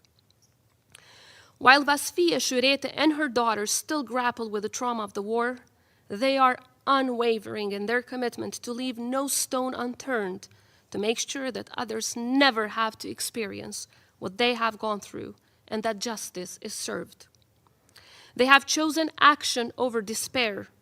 They have chosen to speak up, to advocate against stigma, rallying a whole country around their cause and working tirelessly, not just pursuing justice, but also amplifying their voice and the voices of wartime sexual violence survivors in Kosovo and everywhere else in the world. Every day we witness the extraordinary resilience and determination of Kosovo women who refuse to be silenced by the horrors they endured. Their fight against stigma and their quest for justice are exemplary. I will keep repeating over and over again, holding perpetrators accountable for these heinous acts is our moral responsibility. Yet, the number of cases where Serbia had put perpetrators of wartime rape behind bars is zero. Zero. Because of this despicable war, in almost every corner of my country, you will still face the many shades of the aftermath of the war. I am also humbled to be joined today by Fahriye Hoti. In Krusha, the village where Fahriye lives to this day, together with her children, almost all the men were killed mercilessly, and all the children grew up without their fathers. Some still remaining forcibly disappeared, including Fahriye's husband. Overall, more than 1,600 persons from all around Kosovo are still forcibly disappeared in massive graves in Serbia. Despite agreeing to open the archive through an agreement reached in Brussels, Vučić constantly rejects to implement it. The forcible disappearance of our citizens, many of whom were children, represents one of the most monstrous crimes of the Milosevic genocidal regime. Therefore, once again, we demand their return and continue to work with resolve to pursue justice. This pursuit is not simply about finding answers. It's about affirming our commitment to human dignity and to ensuring that such atrocities are never repeated. Despite facing unimaginable loss, Fahriye never surrendered. She transformed her grief into action while turning her pain into unwavering determination. Today, she leads Cooperativa Krusha, a business that not only revived her village's economy, but became a powerhouse for its renowned products across Europe and the United States. Most importantly, she became a symbol of hope and empowerment for women in her Krusha, in all of Kosovo, and across the world. What Milosevic and his propaganda minister Vučić wanted was a people that was scarred and broken. What they got is a people who are resilient, compassionate, and unwavering in their ambition to make never again a reality and not just a slogan, while putting the pursuit for justice center stage. What they got is a people that never seeks revenge, but will never give up on justice. Ladies and gentlemen, 25 years ago, nations around the world faced a critical decision: to choose between supporting a genocidal regime or stand with the victims of that regime. The people of Kosovo will forever remain grateful that you chose humanity over repression. You chose the right side of history, committed to act before it was too late. It was, unfortunately, already too late in Srebrenica, where over 8,000 men and boys were ruthlessly killed with the sole intention of exterminating them, a genocide in the heart of Europe. We may not be a member of the United Nations yet, but we wholeheartedly support the resolution on Srebrenica genocide. Defending the truth, fighting history revisionism, and rejecting genocide denial is the only way towards long-lasting peace and reconciliation. While it unfortunately took the world 29 years to agree on a Srebrenica Genocide Commemoration Day, and many of the mothers of Srebrenica have not lived to watch you while you vote on May 2nd, it is the hope of the women standing with me today, and the hope of the people of Kosovo who went through the horrors of the Milosevic regime, that we will live through the day when you will all agree to fight for justice for all of the victims of Kosovo. I assure you all that in the free, independent, sovereign, and democratic Republic of Kosovo, a republic that is there to stay forever, and among its people, you will always find a partner and an ally who does not take freedom and peace for granted.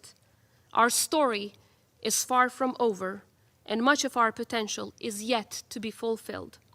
But our future is bright. I am confident that one day we will join you at this table, becoming part of the family of nations that currently makes up the United Nations. And as we make great strides forward, I want to reassure you that no attempt by Serbia to deny war crimes or revise history will ever succeed as long as we have a voice. Thank you. The right of reply will come at the end, as we had agreed. Oh my goodness. I pass the floor to President Vuçiqit. Please keep it short. It's not about replying to everything that was said. It's about something that happened for the first time in this body. You brought people that do not belong here to diplomatic corps or to advisory team of Madame Osmani. It is a sort of political theater and a setup for Serbian delegation. And what we were listening to, I was fully focused on a report made by Karolina Zijade. And what we've been listening so far, it was like a war trial process against Serbs for something that happened 25 years ago. Not a single word about the report. Nothing about last 6 months. Why didn't you inform us who was going to be a member of each delegation? Do you really believe that there were no raped Serbian women in Kosovo during that period? I can show you, but there is one person that I couldn't bring here as a part of my delegation. That's Marica Mirić from Bijelo Polje, from Kosovo. That woman, at that period of time, was raped several times and then slaughtered. But that was not the topic of our today's meeting. That's the real issue. Please next time inform us, at least as a founder of the United Nations, that some citizens that will be present at this session will bring more people to put a blame on the other side, because we are here to discuss the report and the possible consequences of political activities and everything else.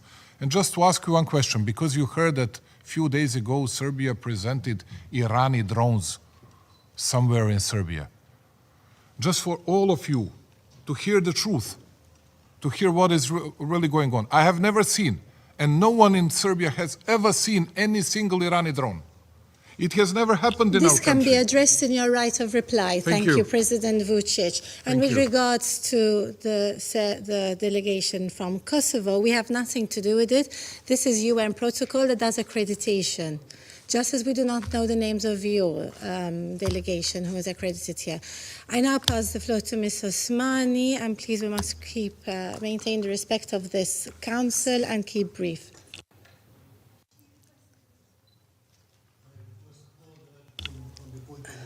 On the point of order, I pass the floor to the representative of the Russian Federation. Thank you, Madam President. Madam President, I planned from the outset to speak about this during my statement, but I think that raising this question under point of order would be more appropriate. The President Vučić warned me, but I wanted to say the same. Or rather, President Vučić said this before, but I wanted to say, Madam Osmani constantly turns to people sitting behind her and flatters them with the label of members of their delegation. Madam Osmani was invited under Rule 37 as a briefer in today's meeting, and her participation does not provide for the presence of any delegation alongside her and those people who are behind her in the best of cases. cases, even if protocol allowed them in, should be seated over there in the chamber over there. This is a clear breach of rules of procedure, and regardless of who carried this out, Madam President, we ask that this be addressed duly. Thank you.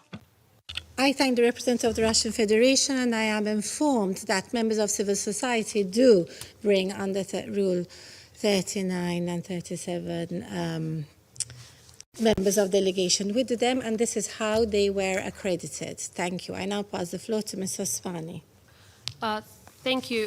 Thank you, Madam President. Of course, I reserve my right to respond to all of the spew of propaganda that we heard from Vuçiqit earlier, but when it comes to the procedural issue that has been raised, I want to inform the members of this council that apart from being great advocates for justice, the four women sitting behind me are also members of my cabinet, appointed as such. So they are also here on an advisory capacity because they work for causes that are very dear to my heart, such as supporting women that are survivors of sexual violence, as well as supporting the families of those who suffered from the war. So they are in that capacity as well, as members of my cabinet. To the distinguished representative from the Russian. Madam President, Madam Osmani can believe that she has a cabinet, ministers, advisors, and anything else. But Madam Osmani, in our view, has no cabinet. And even if she believes that there is a cabinet, then she has been invited to join us under Rule as a private person under the Rule 37. Once again, I draw attention to that, as a private person.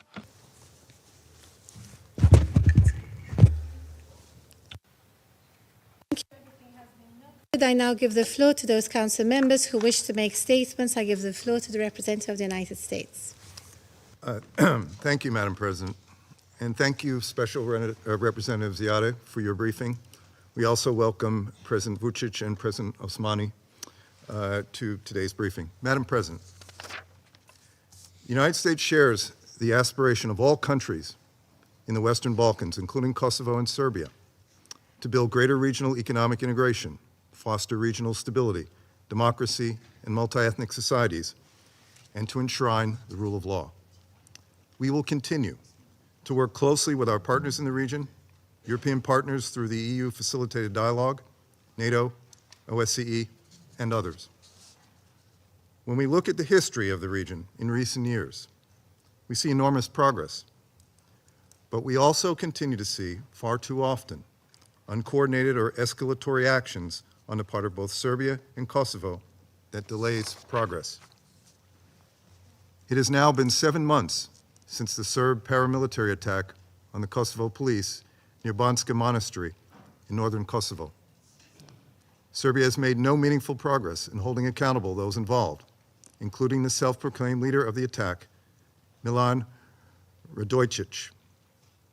We urge full accountability in accordance with the rule of law. It is critical that Serbia work with KFOR to prevent another attack like the one on September 24 from happening again. We were also deeply concerned by the interruption of freedom of movement for Kosovan citizens transiting Serbia on April 17, along with the detention of Kosovan citizens, including ethnic Serbs serving in the Kosovo police. This action was a violation of past agreements on freedom of movement and a form of intimidation of Kosovan Serbs participating in Kosovo civic life. We also remain concerned over recent uncoordinated actions taken by the government of Kosovo, including its enforcement of the Central Bank of Kosovo's amended regulation on cash operations, which are inconsistent with Kosovo's commitment to work through the EU facilitated dialogue. These actions affect the welfare of vulnerable and non-majority communities and undermine the path to normalization between Kosovo and Serbia. We urge both parties to take concrete steps forward through the EU facilitated dialogue on all their commitments, including finding a solution to the currency issue and progress towards the establishment of the Association of Serb-majority municipalities. The dialogue is the agreed and only path for normalization between Serbia and Kosovo and progress towards membership in European institutions. Madam President, consistent with its legal requirements, Kosovo held a mayoral recall vote yesterday in the 4 municipalities in the north of Kosovo. We understand from the Central Election Commission that there was extremely low voter turnout. We regret that certain political actors did not make full use of the democratic tools available to them under Kosovan law to advance effective and representative democracy. We appreciate the efforts made by Kosovan election officials to allow all Kosovan citizens registered in the 4 municipalities to participate in this democratic process. We note there is no decision by the voters to recall the elected mayors and that they remain in place under Kosovo's legal framework. Madam President, we note once again that UNMIK has long outlived its original mandate and repeat our call for the Council to review its operations and sunset the mission. Thank you, Madam President. I thank the representative of the United States and pass the floor to the representative of Guyana. Thank you, Madam President, and I thank SRSG Caroline Ziade for her briefing and welcome the presence of their Excellencies, the Presidents of Serbia and Kosovo at today's meeting. Guyana acknowledges and supports the important work of the United Nations Interim Administration Mission in Kosovo, UNMIK, in the promotion of peace, security, stability, and respect for human rights in Kosovo.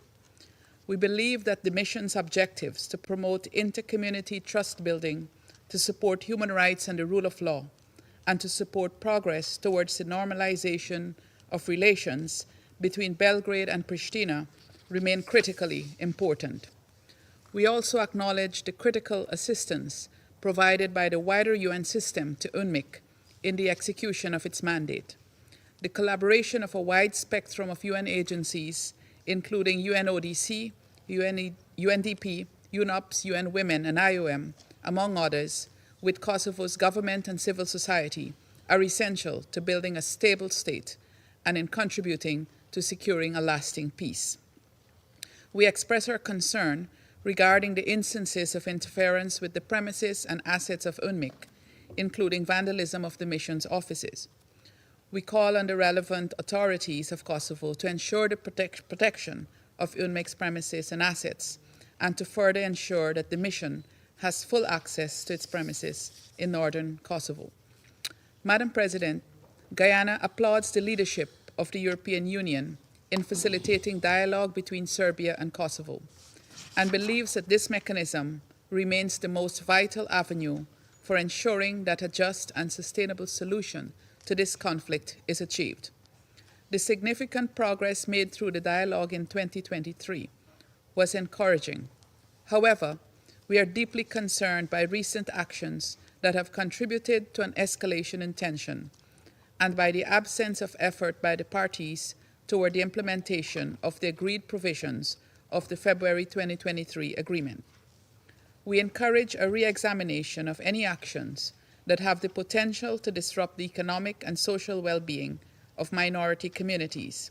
It is essential that the human rights of all are upheld. We commend the actions taken by the government of Kosovo to implement policies that advance gender equality and women's empowerment. We also urge continued efforts to address concerns related to gender-based violence. Madam President, Guyana continues to support an independent, democratic Kosovo that can fully participate in the international multilateral system. We call on all parties to recommit to the EU-led Belgrade-Pristina dialogue and to safeguard the hard-won gains through the full implementation of existing agreements. We firmly believe that through dialogue and diplomacy, the people of Serbia and Kosovo will be able to live side by side in peace and prosperity. I thank you. I thank the representative of Guyana for the statement, and I give the floor to the representative of China.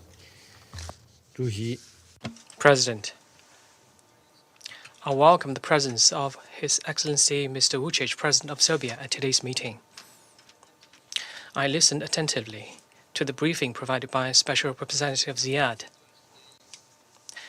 The escalating tensions in northern Kosovo over the recent period and frequent violence and security incidents on the ground are truly worrying.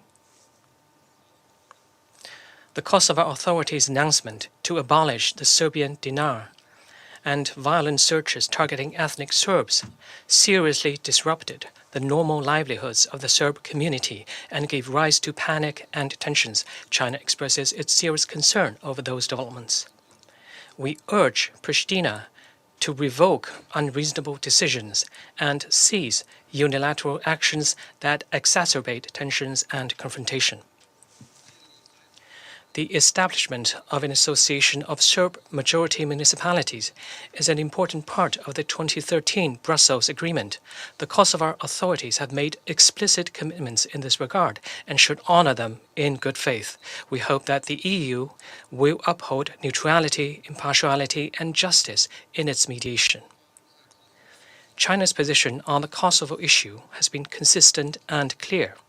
We support the parties to engage each other within the framework of Security Council Resolution 1244 and reach a mutually acceptable solution through dialogue and consultation. During this process, Serbia's sovereignty, independence, and territorial integrity should be fully respected. The Security Council should continue to be seized of the Kosovo issue. We support the continued work of the United Nations Interim Administration Mission in Kosovo. Pristina should respect and ensure the safety of UNMIK personnel and premises and facilitate the smooth performance of UNMIK's mandate. President, last month, Russia requested an open meeting on the 25th anniversary of NATO's bombing against the Federal Republic of Yugoslavia. During that meeting, some Council members expressed their wish to have further discussions on that matter under the topic of Kosovo. 25 years have passed since NATO's war against Yugoslavia, but that war is far from becoming history. The situation in Kosovo remains tense as we speak. The countries and peoples in the Balkans still carry unhealed wounds. Europe is still affected by war and deeply mired in security woes. Wars have been waged in the name of human rights and humanitarianism against sovereign countries. The UN Charter and international law have been repeatedly violated. The warnings and lessons from that war 25 years ago remain sobering. First, disputes between countries should be resolved through peaceful means such as negotiation and consultation. The reflex use or threat of force should be opposed at all times.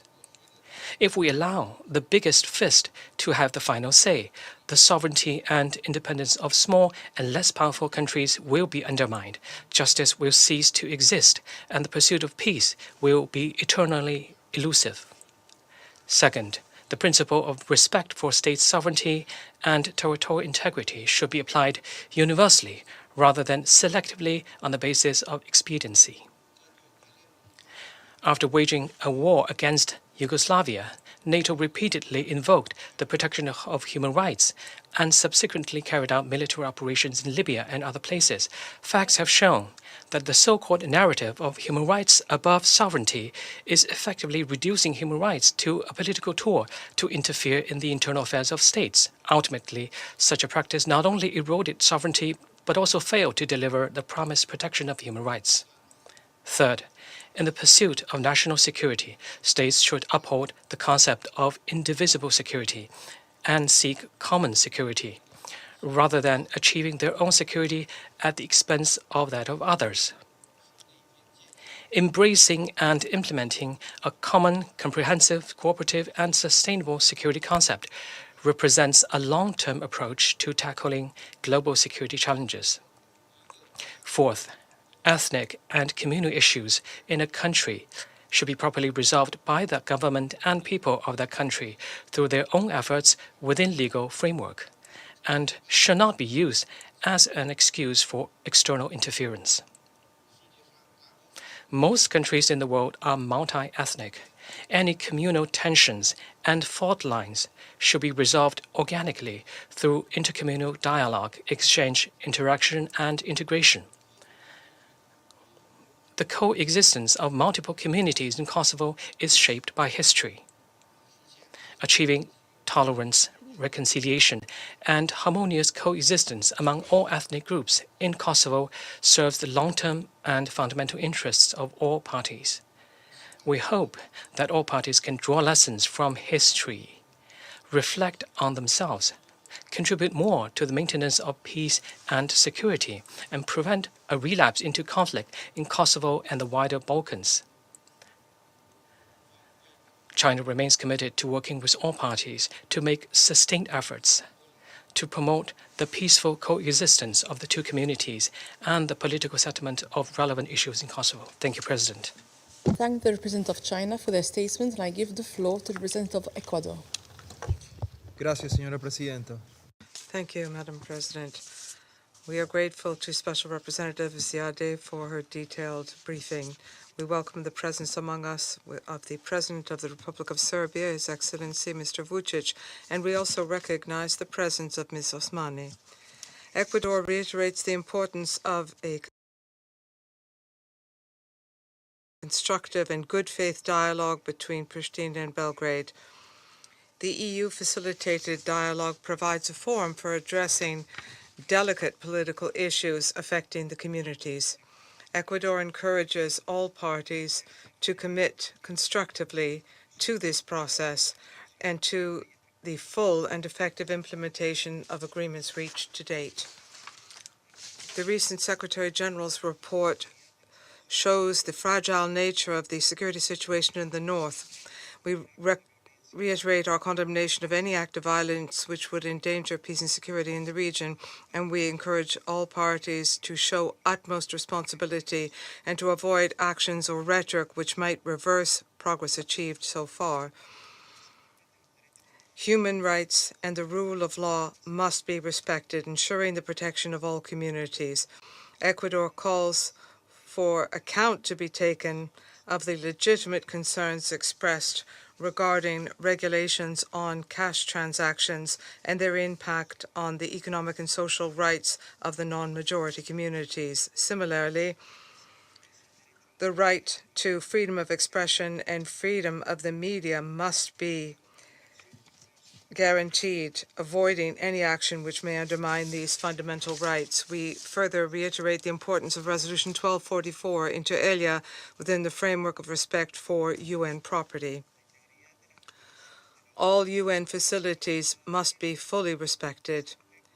We echo the Secretary General's appeal to the competent authorities to provide support to UNMIK to recover full access and unfettered access to their premises in the north of Kosovo. Moreover, we welcome the holding of the first meeting of the Working Group on Missing Persons since 2021, which took place on the 31st of January. We hope that both parties will remain committed to making progress on this crucial issue in line with the Declaration on Missing Persons. Madam President, Ecuador welcomes the efforts of UNMIK to prioritize trust building between the communities and an improvement in social cohesion. We recognize the role of the mission and the various international partners in efforts to reduce tensions and promote peace. I would be remiss if I did not make say a particular word of praise for the Special Representative Ziadeh. Her role exemplifies the importance of gender-based leadership in resolving conflicts and building peace. This encourages us to promote the inclusion of women at all levels of the peace process, ensuring that their views and their experiences will enrich and guide our actions towards finding more just and sustainable solutions. Ecuador remains committed to this support to the initiatives that will promote peace, security, and sustainable development in the region. Thank you. I thank the representative of Ecuador for their statement, and I give the floor to the representative of France. Madame la Présidente. Thank you, Madam President. I'd like to thank the Special Representative of the Secretary General for her briefing, and I welcome among us the presence of the President of Serbia and President of Kosovo. Progress towards normalization in relations between Serbia and Kosovo is urgently needed. This will ensure stability in the region and is an unavoidable condition for European rapprochement, which both countries have chosen.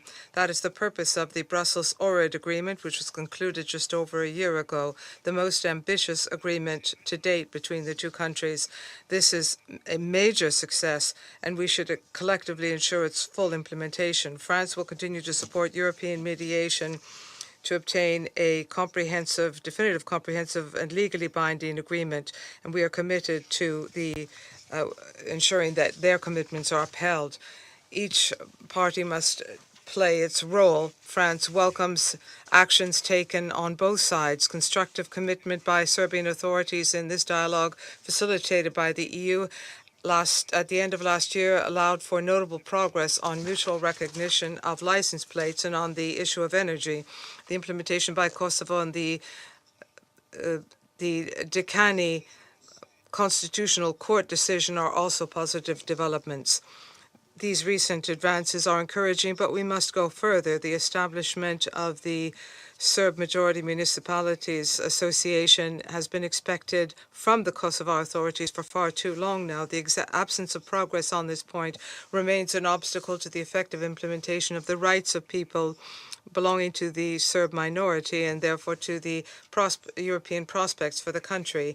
We hope that irreversible progress will be achieved in line with the aspirations of Kosovo to accede to the Council of Europe, while proper treatment of minorities is at the heart of the mandate of this organization. Moreover, elections must be organized quickly in the north of Kosovo with the active participation of all communities in order to elect new mayors. On this point, France recalls that the recall of elected mayors with only 3% of votes would be the quickest option for restoring representative democracy in the 4 municipalities in the north and will be a gesture towards de-escalation. France, moreover, calls on the two parties quickly to find a solution in the EU-led discussions to go beyond tensions created by the decision of Kosovo authorities on the cash transfers. It is essential for those responsible for the Banska attack in September to be held accountable. France will continue to follow this question closely. France supports the efforts of UNMIK to restore the rule of law, respect for human rights, and ensure reconciliation between the communities in Kosovo in coordination with KFOR and ULEX Kosovo. Its mandate is intrinsically linked to normalization of relations between Serbia and Kosovo, and France would welcome an extension of this as long as is necessary. Finally, France calls on the Serb and Kosovar leaders to show their responsibility and to uphold their courageous decisions, their commitment to take courageous decisions. The parties must abstain from any unilateral action which could increase tension. The fait accompli policy is not an acceptable modus operandi. It is only through dialogue and European mediation that the problems which arise can be resolved. Let us recall that the EU was entrusted with this mandate by the UN General Assembly. France reaffirms its support of the prospect for European integration for Serbia and Kosovo. No one can ignore the sovereign will of these two countries for the European choice. There is no alternative either for Serbia or for Kosovo than to arrive at an agreement which will resolve once and for all the dispute between the two countries. Thank you. Representative of France for the statement, and I now give the floor to the representative of Switzerland. Madam President, I wish to thank the Special Representative of the Secretary General and Head of the United Nations Mission in Kosovo for his statement. I welcome Their Excellencies President Vuçić and President Osmani, and I take this opportunity to underline the strong human ties that unite Switzerland with their respective countries. The normalization of relations on the basis of strengthened trust is in the interest and to the benefit of the peoples of both Kosovo and Serbia. I wish to take this opportunity to give 3 examples of approaches that we wish to see strengthened. Number 1, measured rhetoric and responsible commitment on the part of political leaders in order to look forward to a future in which past grievances are acknowledged without impeding progress. It is necessary for the political leaders of Kosovo and Serbia to lay the foundations for cooperation and common understanding in order to set an example for their populations as well. Second, a clear and increased commitment to the EU-facilitated dialogue. The progress achieved on the energy roadmap and license plates shows the concrete results of this format. Outstanding issues, including the consequences of implementing monetary regulations in Kosovo, need to be resolved through this dialogue, taking into account the interests of the communities concerned. In addition, it is necessary to strengthen the legitimacy and the sustainability of solutions in the peace process, including through the increased participation of women in negotiations. Thirdly, concrete progress. More than a year after the promising promising decisions taken under the Brussels and Ohrid agreements, it is high time to move from commitments on paper to deeds. We call on Serbia to remove any ambiguity about its commitment to the agreements and to refrain from opposing Kosovo's membership in international organizations, and we call on Kosovo to establish without delay the Association of Serb-majority municipalities, a commitment it made in 2013. Switzerland is committed to building constructive relations between the parties through practical and discrete measures. For example, since 2015, we have been facilitating meetings to enable direct contact between the representatives of political parties in Kosovo and Serbia. Madam President, both parties share responsibility for reducing tensions. Escalations like the one that occurred in Banjska last autumn need to be avoided at all costs, and the perpetrators need to be brought to justice. We reiterate our appreciation and continued support for KFOR's important work in ensuring a peaceful and secure environment. Turning to yesterday's votes on the dismissal of mayors in northern Kosovo, Switzerland regrets that the Serb community did not participate. We encourage the government of Kosovo to step up its efforts to integrate the Serb minority into society. This brings us back to trust building, both between communities and between parties, as a prerequisite for preserving peace and moving towards peaceful, prosperous, multi-ethnic societies. I wish to add a final approach to this subject with an example drawn from the report. For the first time since 2021, the Working Group on Missing Persons, chaired by the ICRC, resumed its meetings in Geneva at the beginning of this year, recognizing that dealing with the past is essential to promote reconciliation. We encourage continued cooperation in this and other areas, including those related to sexual violence committed during the conflict. We thank UNMIK for its report, and we remain ready to discuss constructively a possible strategic review of the mission. To conclude, I wish to emphasize an observation made by the Secretary General in the new Agenda for Peace. Diplomatic cooperation, while important among like-minded countries, is absolutely crucial between disagreeing countries. Thank you. The representative of Switzerland, and I now give the floor to the representative of Algeria. You have the floor. Thank you, Madam President. I welcome the presence at today's meeting of His Excellency Mr. Alexander Vuçiqit, President of the Republic of Serbia.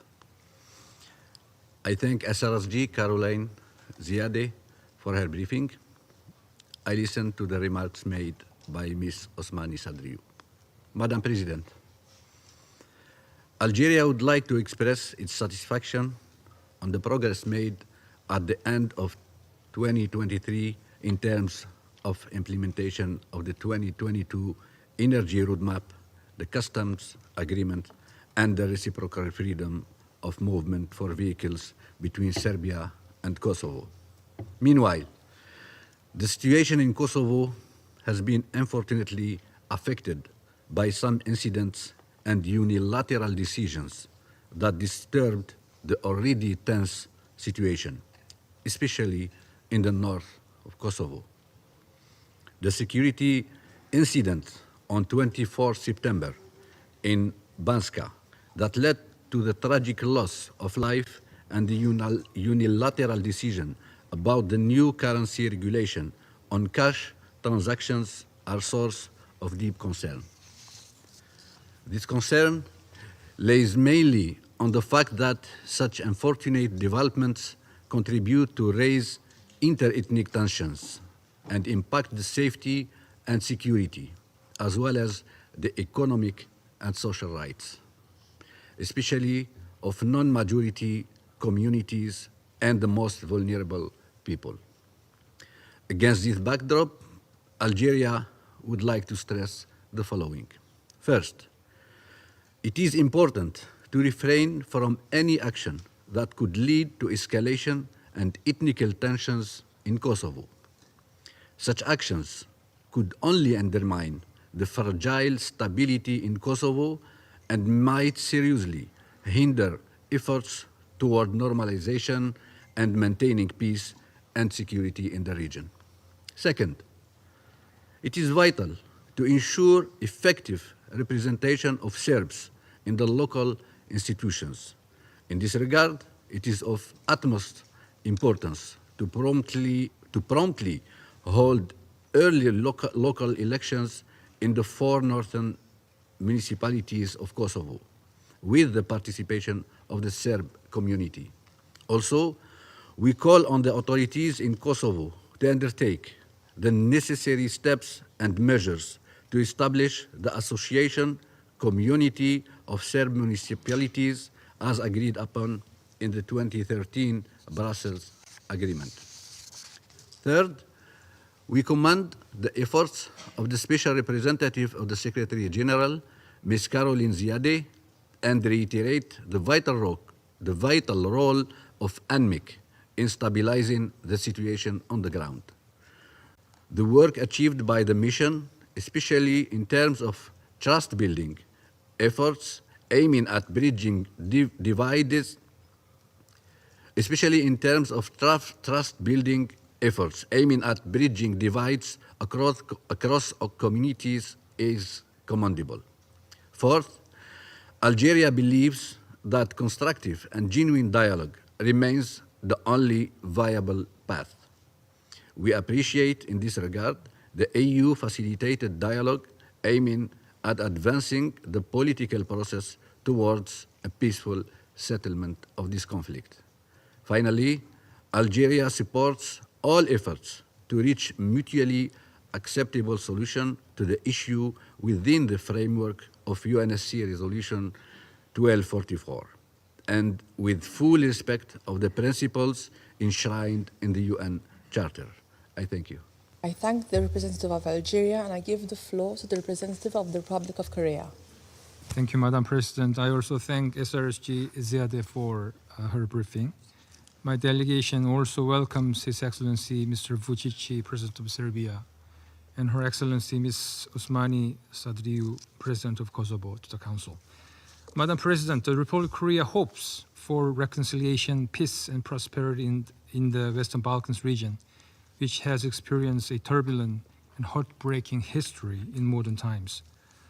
Around 1 year ago, Serbia and Kosovo agreed to resume negotiations to normalize relations based on the EU's proposal, and the international community, including the Republic of Korea, warmly welcomed this progress. Indeed, we all hoped and expected that last year's agreement would lead to a sustainable resolution of the long-standing confrontation and conflict in the region through the lessening of tensions and the advancement of critical dialogue. However, it is regrettable that discussions to implement the 2023 agreement have not yet made substantive progress. Rather, tensions between Belgrade and Pristina have increased, and the security situation in northern Kosovo has remained tenuous. For instance, the attack against Kosovo police, which took place in Banjaska village on 24 September 2023, posed a severe threat to the safety of Kosovo citizens and exacerbated an already deteriorating security environment in northern Kosovo. There must be full accountability for all perpetrators of the attack. In addition, the new regulation of the Kosovo Central Bank on currency transactions constitute a cause for concern in terms of impact. Even if we acknowledge that the regulation is intended to enhance financial stability and transparency in Kosovo, it is expected to have a direct and negative impact on the ability of Serbian residents in Kosovo to lead their daily lives. My delegation believes that the issues should be faithfully discussed further within the framework of the EU-facilitated dialogue in order to reduce negative impacts on vulnerable people. Madam President, the Republic of Korea firmly supports a peaceful resolution of issues related to Kosovo and Serbia through political dialogue and negotiations. In this connection, we reiterate our support for the EU's efforts and its role in the mediation. And we also stress the importance of the work of EULEX in consolidating the rule of law in Kosovan institutions. At the same time, we call on the two sides, Kosovo and Serbia, to refrain from provocative statements and unilateral actions which can lead to unnecessary conflict. Take sincere and concrete steps to reduce tension and build trust between both parties, and actively participate in EU-led negotiations once again with a view to normalize relations and establish lasting peace in the region.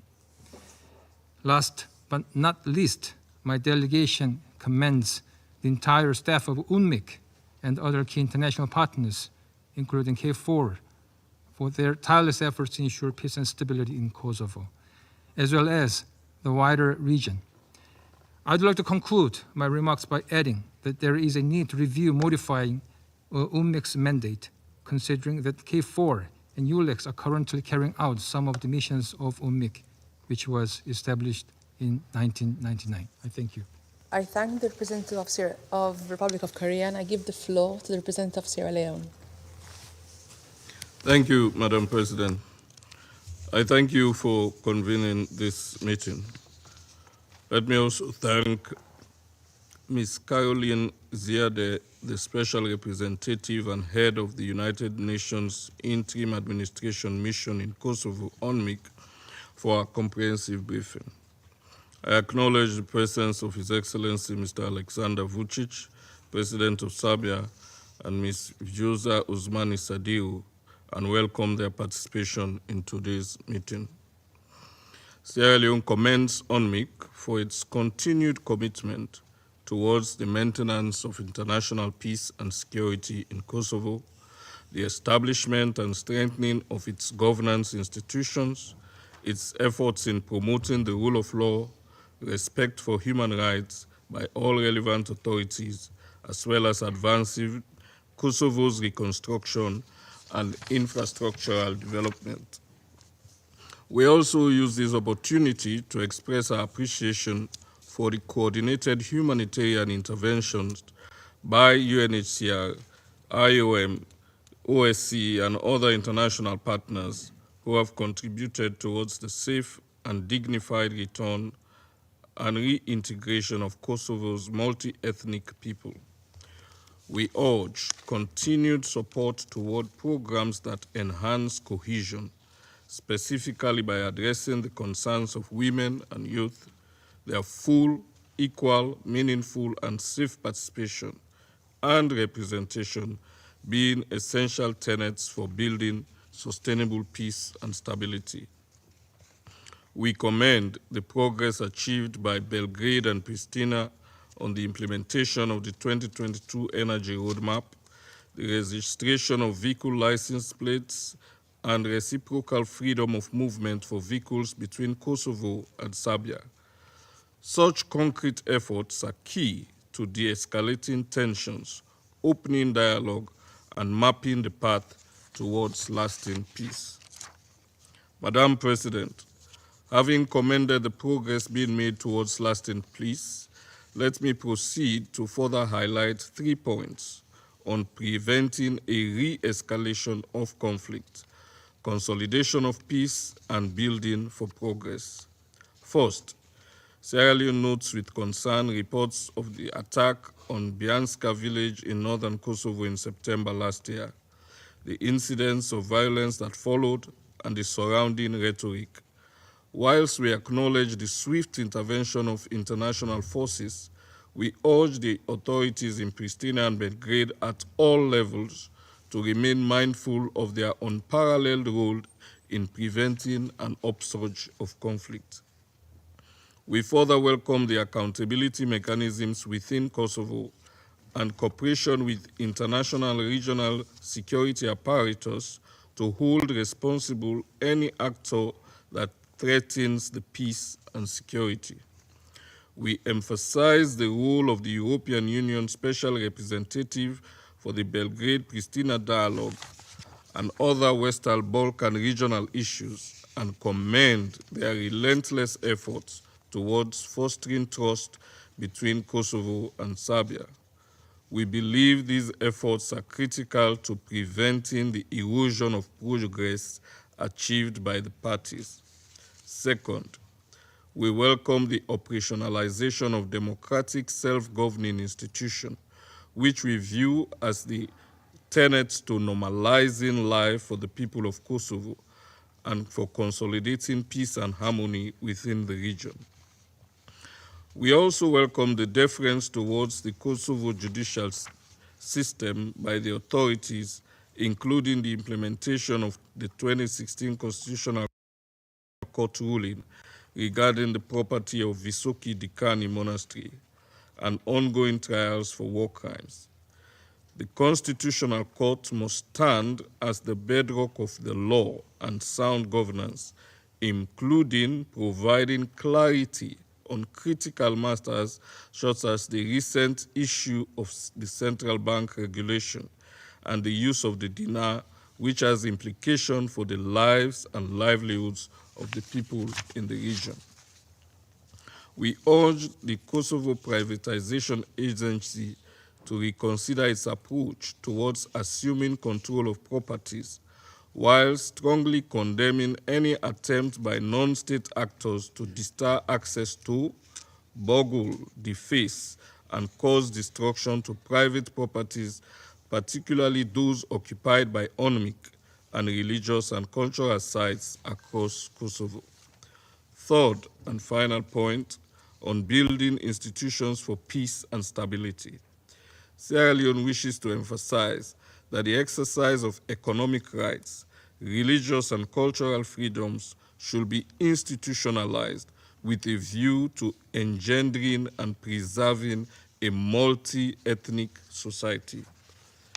Underscoring the importance of building beyond the conflict, we note with regret the developments relating to the northern municipalities' mayoral elections in Kosovo. We reiterate our call for the authorities in Belgrade and Pristina to deepen cooperation, particularly with respect to finalizing the establishment of the Association Community of Serbian Majority Municipalities in Kosovo. We commend the work of UNMIK in projects focusing on inter-community, inter-ethnic, and inter-municipal cooperation, as well as on empowering women, youth, persons with disabilities, and children with special needs to actively engage in capacity-building activities.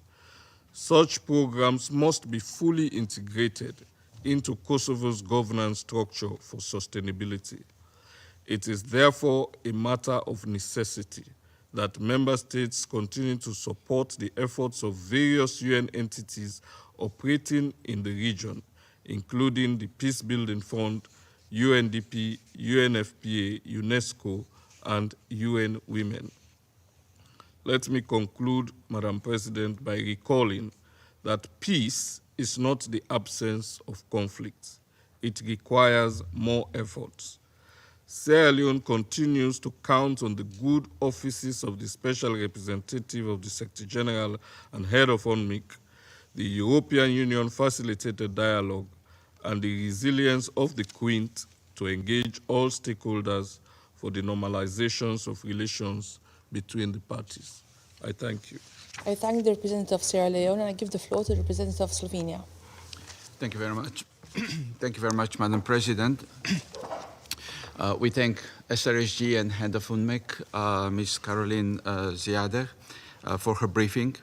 We also want to extend our gratitude to the President of Serbia, Aleksandar Vučić, and the President of Kosovo, Osmani Sadriu, for their statements. Madam President, there is a lot of pain and too much unhealed wounds in Kosovo, in both communities, Albanian and Serb. Therefore, in order to understand the challenges that Kosovo and the region are facing today and assess the progress made, one needs to reflect on a starting point 25 years ago.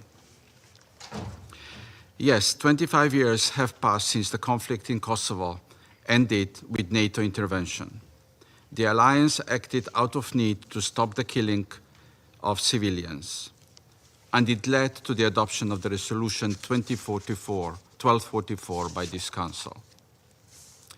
Next Sunday, Kosovo will remember 25 years of the most horrific mass killing during the conflict. In Međa, a village in Kosovo, around 300 men and boys were taken out of the refugee convoy and executed. Many more lives were shattered that day. I met grieving widows and mothers, and some are still waiting for the remains of their loved ones. I visited Krušamade, the village of war widows, and I recognize Ms. Hoti today in the audience. In the village, all males aged 13 and older, more than 100 of them, were killed. Last month, as President Vučić mentioned it, was 20 years since violent unrest against Serbs, their property and religious sites happened across Kosovo. 4 years after the conflict, in just few days, hundreds of Serb homes were demolished and tens of religious objects were set on fire. Serbs were fleeing Kosovo in fear for their lives. I met a Serb who escaped through the bathroom window and ran 40 kilometers to the safety of the north of Kosovo, watching Serb homes and churches in flames along the way. Yes, one can find a lot of pain in Kosovo, as probably in every conflict.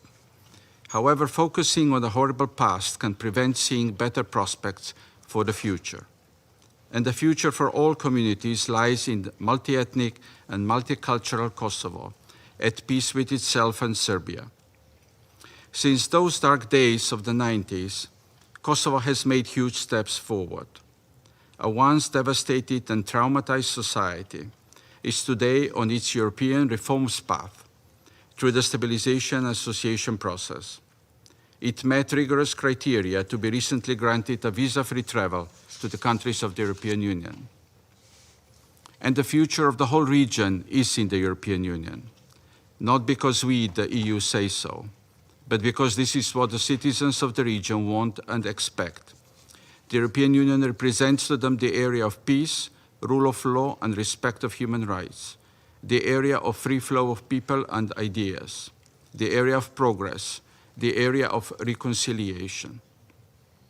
Citizens across the region want a normal life, and this is where they see it. Madam President, UNMIK was set up immediately after the end of the conflict and has been instrumental in supporting stability and security in Kosovo in its initial transition phase. UNMIK filled the institutional vacuum and started providing services to people. Through close collaboration with international partners, UNMIK facilitated the development of local governance, justice system, and police forces, laying a solid foundation for sustainable governance in Kosovo. Progress made has been immense, and the foundations for a peaceful coexistence have been established. The Kosovo Constitution guarantees all its citizens and communities, including the Serbs, equal treatment with seats in the parliament, in the government, and official language. However, challenges persist. As always, it is about implementation. Kosovo Albanians and Kosovo Serbs remain, to the large extent, divided communities. Madam President, against this backdrop, I would like to make the following points. Firstly, the EU-facilitated dialogue is the only established forum for the normalization of relations between Serbia and Kosovo. We must support it in every possible way. We are concerned with the lack of progress and even backsliding on certain issues in the dialogue. However, there is no alternative to it.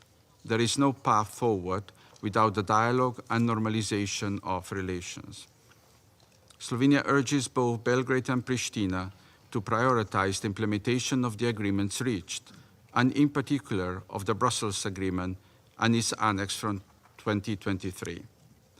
Secondly, normalization of relations between Serbia and Kosovo goes hand in hand with providing a safe, secure, and prosperous environment for Serbs in Kosovo. One depends on the other. Appropriate level of self-management of the ethnic Serb community in Kosovo should be implemented in good faith and respecting needs, interests, and concerns of both sides. Solutions can't be imposed on either side. As they say, a man convinced against his will is against you still. But the need to make progress on fulfilling this part of the dialogue agreement is urgent. Government in Pristina needs to implement what has been agreed and extend a hand to Serbs in Kosovo. For trust to be built and for progress in dialogue to be made, Serbia and Kosovo need to address security concerns, including preventing arms smuggling and holding perpetrators of illegal activities accountable. We call for full cooperation to investigate the Banska incident of last September. Progress in the investigation and persecution is crucial for building towards normality. Thirdly, Slovenia welcomes upholding the Kosovo Constitutional Court's ruling granting disputed land surrounding monastery Vuçiqit to the Serb Orthodox Church. This was one of the 11 agreed points of the Ohrid 2023 agreement. The agreement also affirms that neither Kosovo nor Serbia can represent each other internationally, and that Serbia would not oppose Kosovo's membership in international organizations. Finally, building trust is most effective when it starts with young people, and we appreciate the role Kosovo's youth plays in fostering a future of peaceful coexistence between communities. In this regard, I want to commend UNMIK's Trust-Building Forum, established in my country's capital 5 years ago. Slovenia supports UNMIK's transition to tasks where it can have an added value in changed circumstances, like encouraging comprehensive dialogue between the communities. We would support UNMIK's further reflection on its future role in Kosovo society. Dear colleagues, we have these debates twice a year. Members of the Security Council are presented with 2 or more Rashomon realities. And even if there is truth in each one of them, the Council is not helping them bring closer. As if these debates are not meant to search for solutions and build trust, but rather to expose the differences. What we believe that the Council should do, and what we would like to hear from both parties, is that there is no other way but to accept each other's reality and live with each other and next to each other. That both sides increase efforts to make Kosovo a home for both communities. That leaders of both sides put interests, well-being and prosperity of their citizens first, especially for the Serbs in the north. That they increase efforts to implement agreements reached within the EU-facilitated dialogue.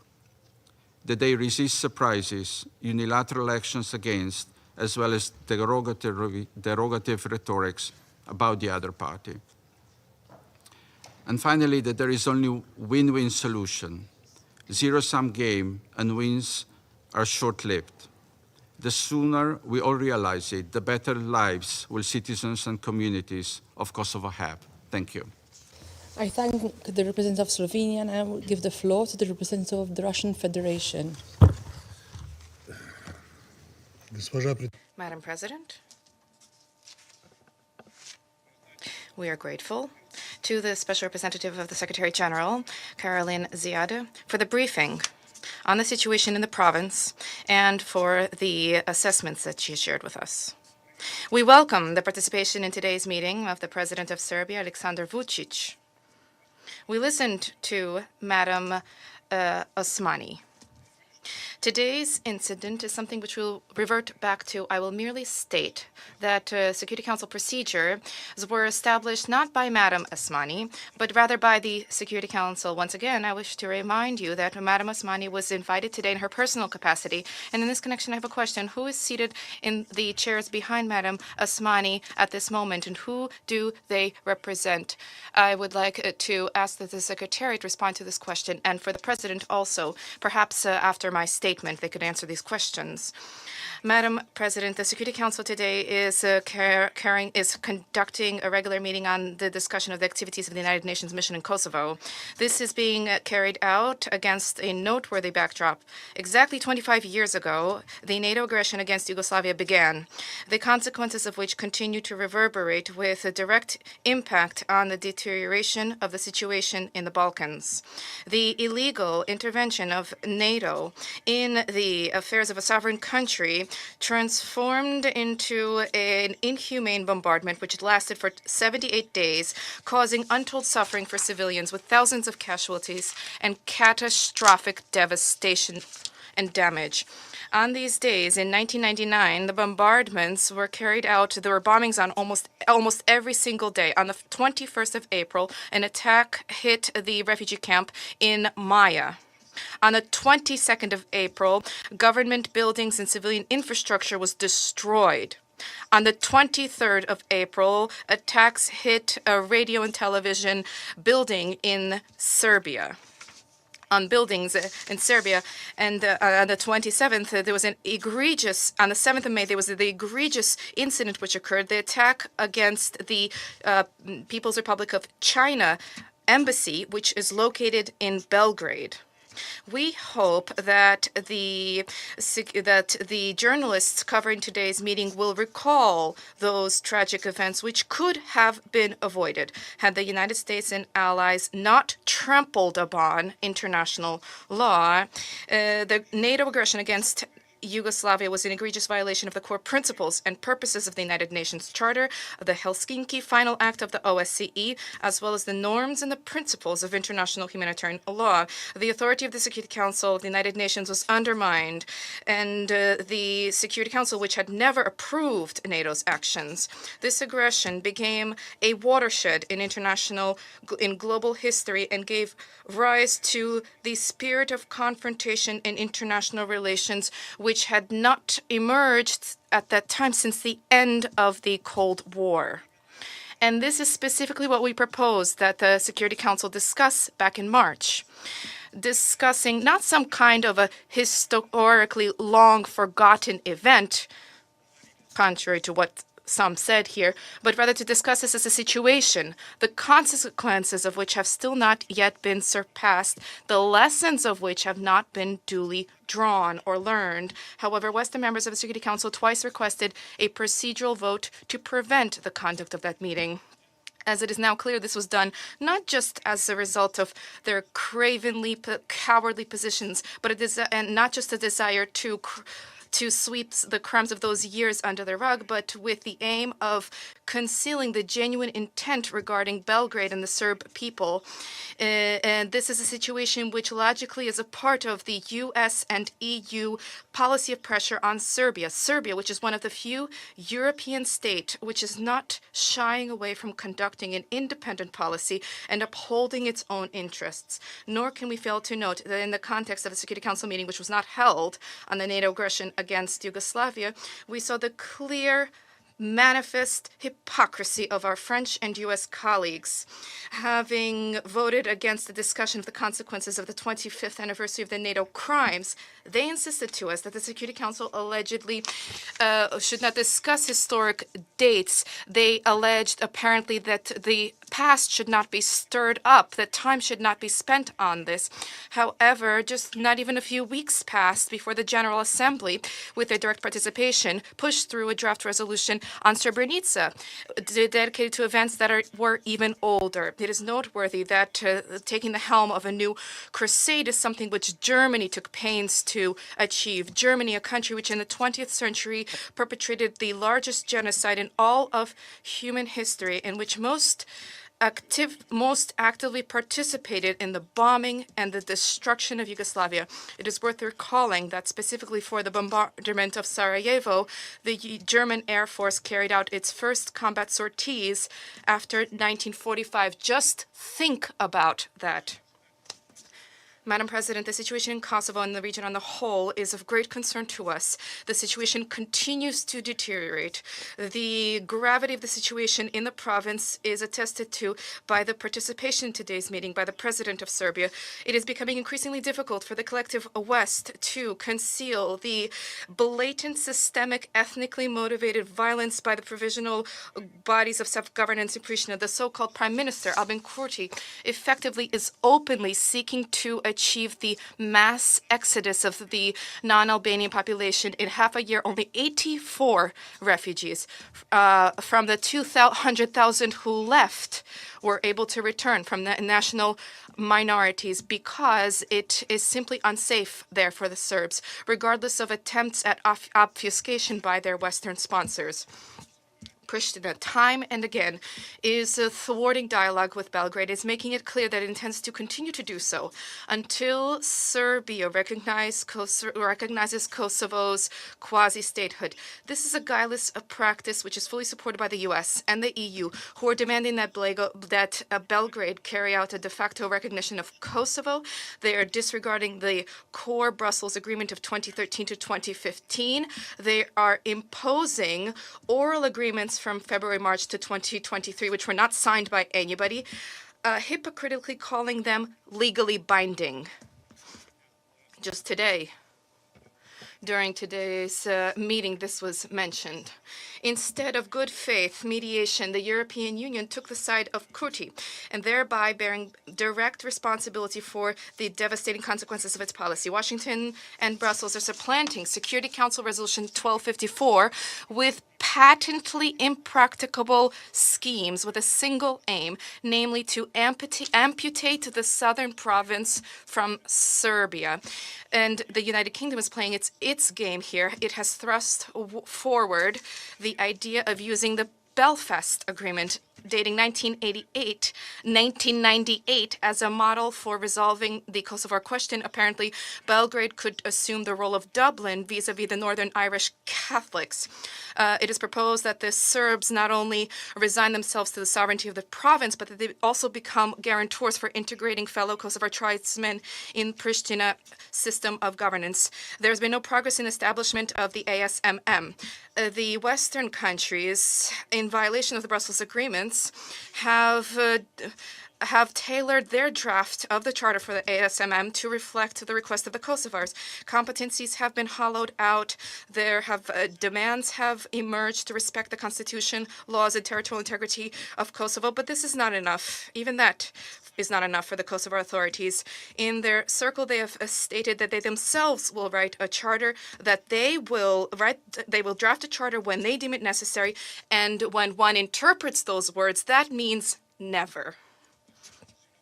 In the Serb-populated northern province, in the Serb-populated north of Kosovo, a special police force of ethnic Albanians has been deployed to advance its needs. The residents are being stripped of land and other poverty cover for the rampant lawlessness was provided by the fictional Albanian mayors who usurped power following the pseudo-elections in 2023.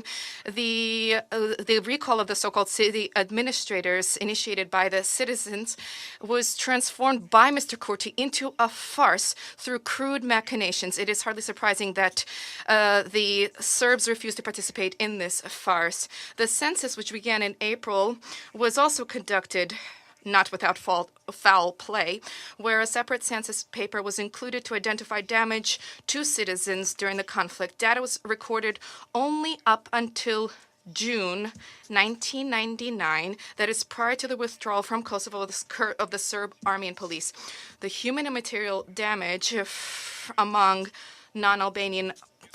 two non-Albanian populations, which took place in the years following the terror unleashed by Pristina, is of no interest to the local authorities and is not reflected in the general statistics.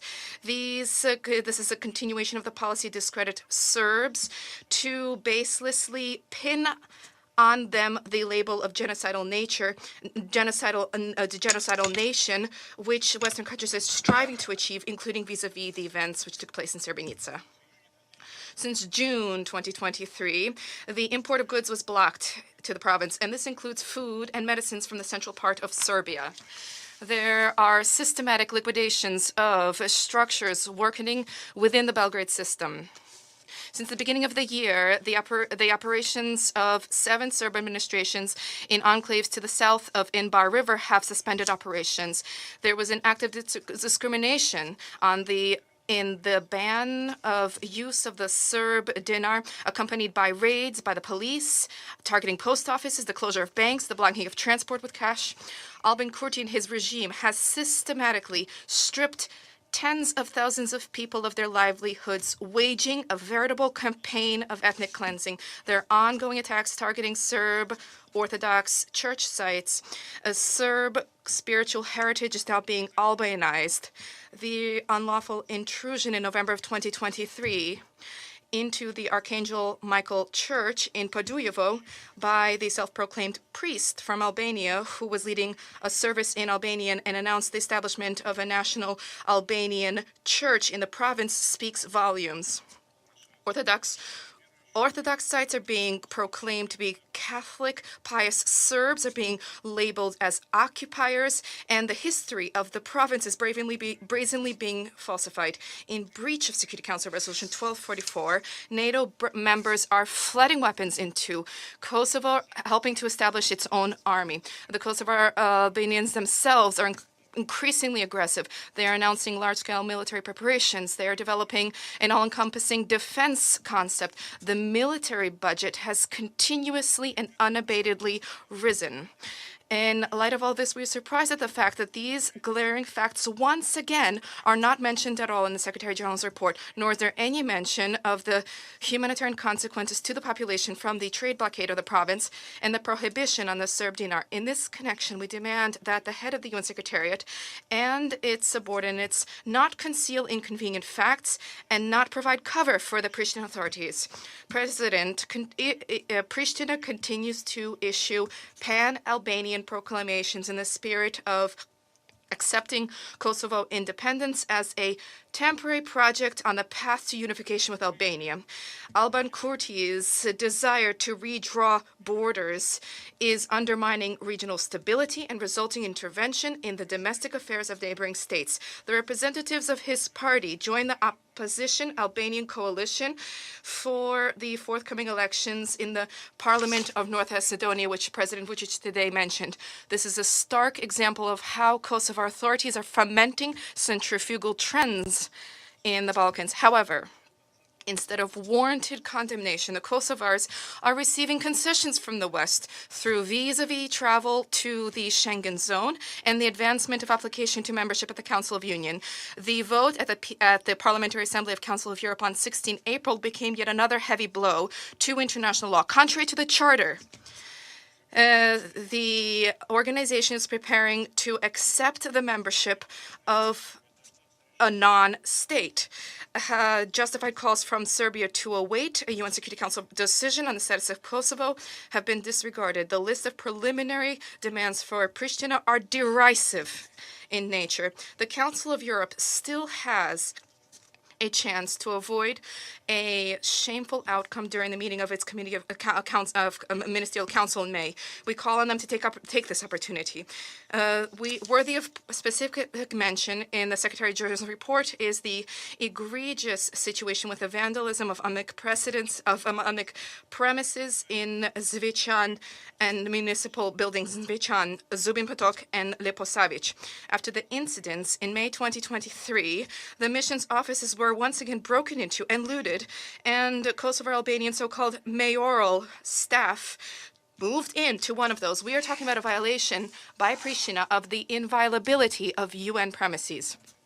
Alban Kurti has been openly disregarding universally recognized international legal norms, including the 1946 United Nations Convention on Privileges and Immunities, thereby demonstrating his inability to comport himself in a civilized way. And this is not the first time this has been manifest.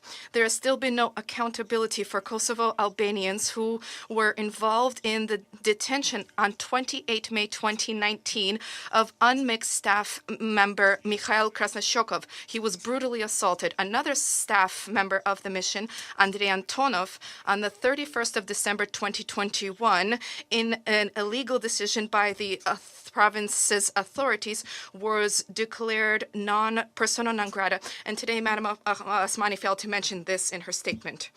President, the United Nations' central role in Kosovo settlement should not be subject to any doubt. Specifically for this reason, the operations of UNMIK remain necessary while maintaining the staffing and financing levels of the mission. Seeking a solution on Kosovo needs to be conducted in a way that is in line with Resolution 1244, needs to be acceptable to Belgrade, and ultimately needs to secure the approval of the Security Council. If the actions of the Kosovo Albanians and their Western patrons are not blocked, if we fail to compel them to respect international law and seek compromises in Belgrade, the decades-long latent conflicts in the Balkans may metastasize into a full-blown conflagration. Every condition for this perfect storm is being proactively established before our very eyes, both in the Serb, Kosovo, and the Bosnian context by Western countries and their proxies. We urge all UN members to adopt a responsible, principled position and not to condone such reckless conduct. Thank you. I thank the representative of the Russian Federation and pass the floor to Mozambique. Madam President, I wish to commend Malta's presidency for convening this debate. We thank Ms. Caroline Ziade, SRSG, for Kosovo and head of United Nations Interim Administration Mission in Kosovo, for the comprehensive and insightful briefing. We acknowledge the presence of His Excellency, the President of Serbia, Mr. Aleksandar Vučić. We also welcome Madam Osmani Sadri to this meeting.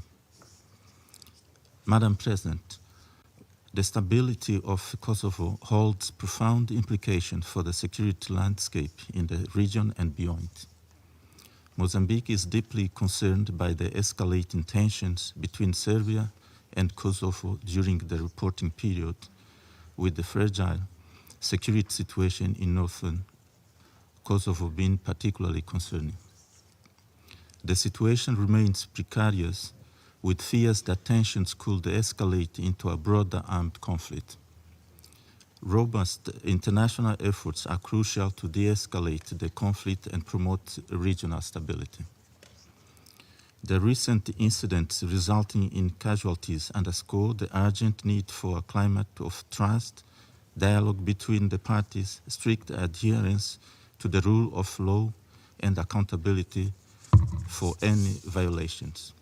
We therefore call upon all national, regional, and international stakeholders to exercise prudence and foresight in their decision to safeguard the hard-earned progress towards peace and reconciliation in Kosovo.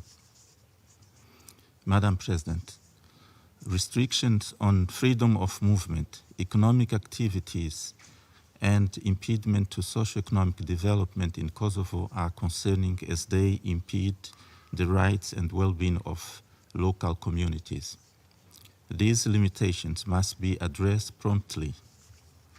In light of recent events, we urge the leadership of both Serbia and Kosovo to actively promote reconciliation among their respective communities and refrain from any actions that may incite violence or exacerbate tensions. Acts of intercommunal retribution only deepen existing divisions and undermine long-term prospect for peace.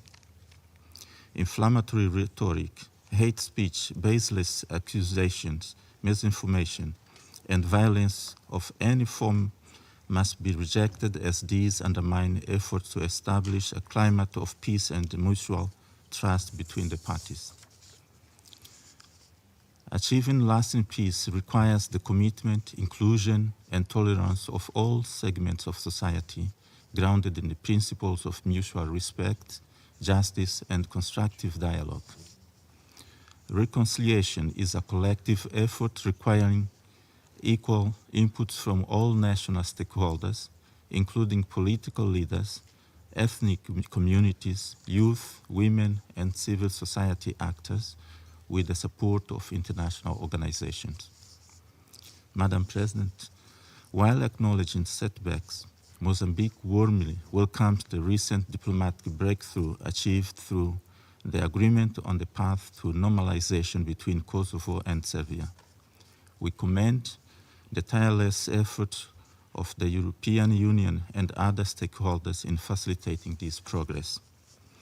As a steadfast supporter of UNMIK's mission, Mozambique prioritizes the promotion of security, stability, and respect for human rights in Kosovo and the wider region. We fully endorse UNMIK's ongoing engagement with the regional community, its commitment to uphold Resolution 1244, and its collaboration with the Organization for Security and Cooperation in Europe in ensuring security in Europe. We welcome the recent promulgation of the law on domestic and gender-based violence in Kosovo and praise UNMIK's efforts in fostering stability, rebuilding trust, and enhancing dialogue between communities and institutions. We also support the efforts of regional actors, the European Union, and the OSCE in mediating conflicts and strengthening Kosovo's institutions. Madam President, to conclude, Mozambique is committed to supporting all efforts aimed at achieving peace, stability, and reconciliation in Kosovo, and stands ready to contribute to the collective endeavor towards a brighter future for all. I thank you, Madam President. I thank the representative of Mozambique and pass the floor to Japan. Thank you, Madam President. I thank Special Representative of the Secretary General, Ms. Caroline Ziade, for her briefing. I would like to extend a warm welcome to President Vuçiqit and President Osmani to the Security Council. As a country which has been actively engaging in the peace and security on the Balkans, Japan commends the UNMIK staff for their commitment, and we thank SRSG Ziade for her leadership and active engagement with local and international partners to promote mutual trust between the parties. Madam President, we acknowledge the positive development of Kosovo based on the rule of law since its independence and the relative stability reached in the region. However, as stated at the Secretary Council meeting in February, Japan has been concerned about the situation on the ground where there have been several negative incidents recently.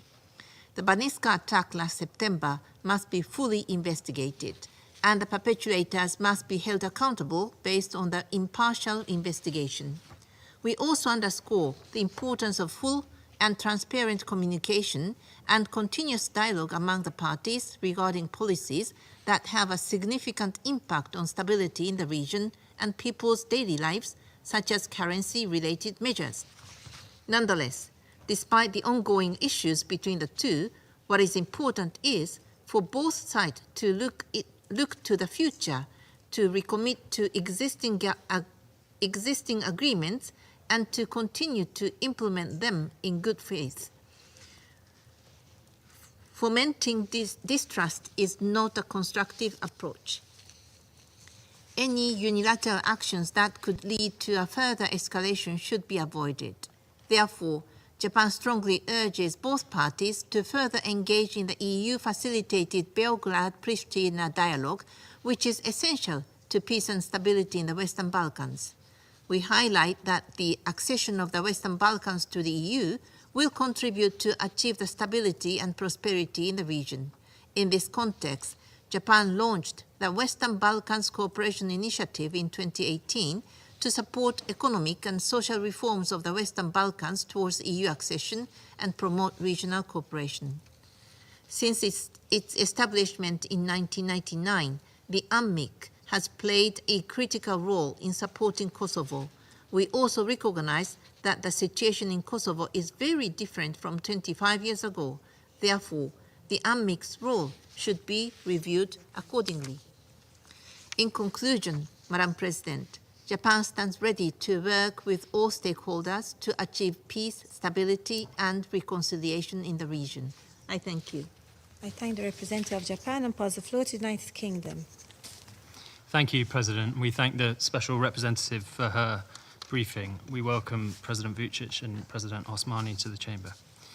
Let me say at the outset, the UK welcomes the clear commitments to peace and dialogue that we heard today from both Serbia and Kosovo. Despite the differences, we believe that is the only approach that can bring stability and prosperity to the region. President, the UK is a long-standing supporter of Kosovo's sovereignty and independence. We commend the government's efforts to strengthen the rule of law, and we welcome the implementation of the 2016 Constitutional Court ruling on the Dečani Monastery's property. This commitment to reform brought Kosovo a step closer to realizing its aspiration to join the Council of Europe. This will bring tangible benefits for all of Kosovo's citizens. The UK looks forward to working with Kosovo on the next steps towards a positive decision by the Committee of Ministers. Yet the absence of a comprehensive and conclusive normalization agreement between Kosovo and Serbia continues to have negative implications for the region. While we welcome the progress in December on the energy roadmap and license plates, fundamental issues remain unresolved. We encourage both sides to engage constructively in the EU-facilitated dialogue, delivering on their respective obligations, including establishing an association of Serb-majority municipalities. This needs to be accompanied by a commitment to build a conducive environment for further progress on the dialogue. In our view, three factors are particularly important. First, it means Kosovo should exercise its sovereign powers in a way which reflects its multi-ethnic population, demonstrating sufficient regard for Kosovo's non-majority communities. We urge the parties to work with the Special Representative, the EU Special Representative, to identify technical solutions to challenges around the implementation of the new regulation on foreign currencies. Second, it means Srpska Lista and other Kosovo Serb political actors should not stand in the way of Kosovo Serbs exercising their democratic rights and having their voices heard. We believe that the boycott of the mayoral recall votes in the 4 northern municipalities yesterday has only left us further away from restoring the representative democracy that the local population deserves.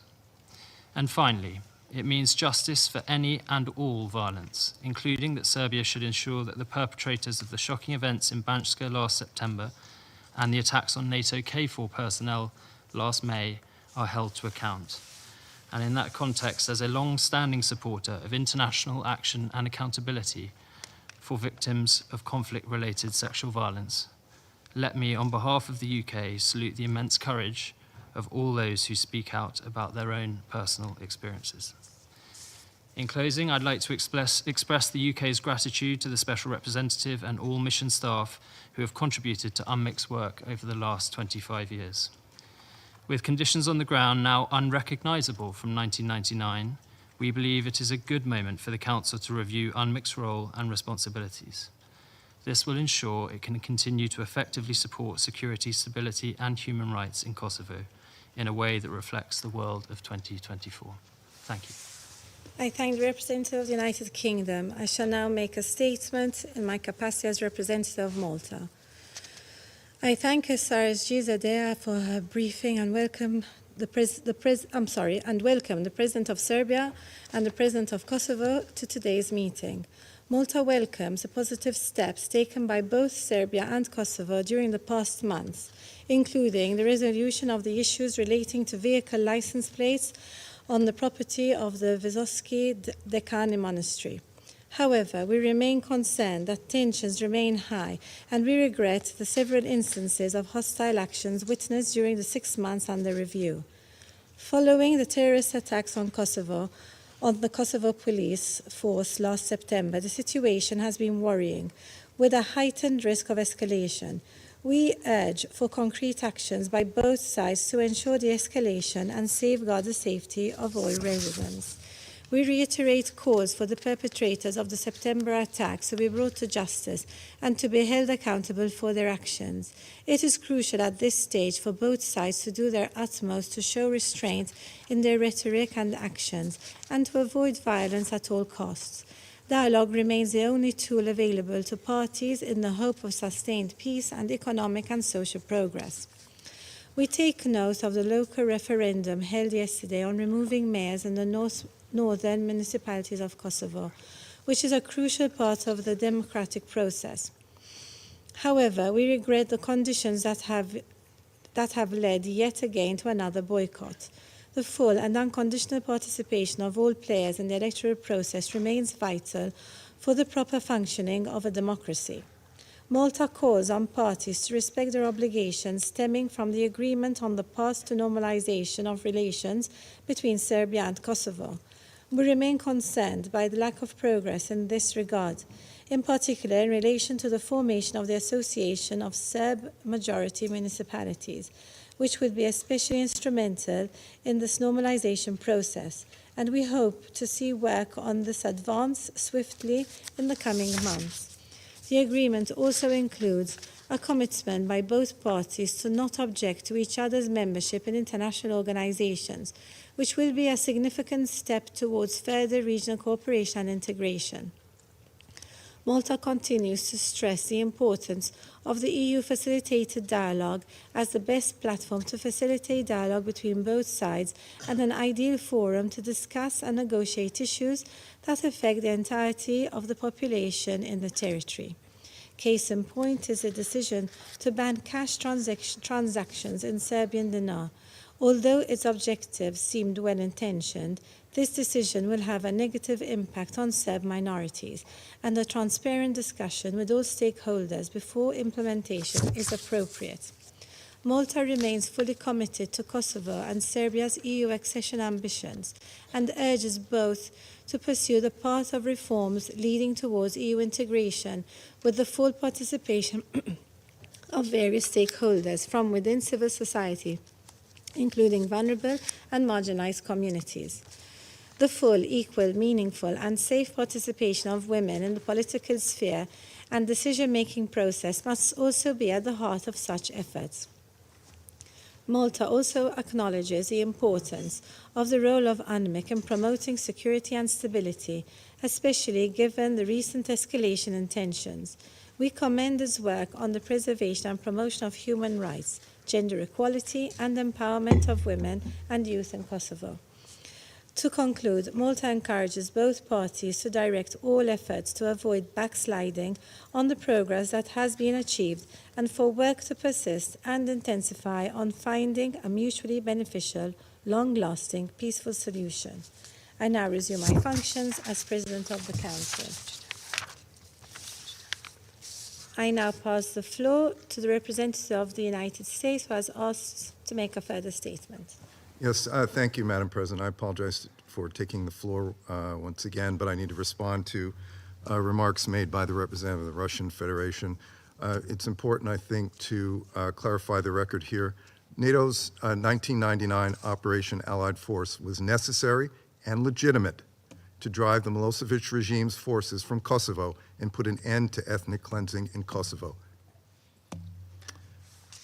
Operation Allied Force was an option of last resort to address the threat and to prevent ethnic cleansing, and particularly following the failure of diplomatic efforts amid concerns about regional stability and increased displacement. In response to the remarks from the representative of the Russian Federation about the so-called proposed meeting on NATO's operations 25 years ago, Security Council members have issued their verdict on this attempt to further politicize the Council by objecting to the meeting from being held. The representative of the Russian Federation is simply angry that the Council saw through this effort to hijack the body to propagate a warped version of history. And my advice would be to my Russian colleague He needs to get over it. Thank you, Madam President. I thank the representative of the United States. I will now give the floor to both His Excellency Alexander Vucic, followed by Ms. Osmana Sadriou, as agreed, for 3 minutes each, since we are already over time. Thank you. That was not agreed, but doesn't matter.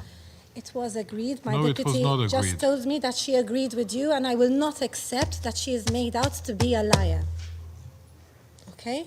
I just So, don't- thank you, Mr. President. You have 3 minutes. Thank you. I'm very sorry that you're very nervous. Just wanted to add a few things. First of all, Your Excellency, Ambassador of the United States, the action against Serbia was not legitimate. It was fully illegitimate. It was an aggression against the sovereign and independent state, taken without consent and without any decision made by Security Council of the United Nations.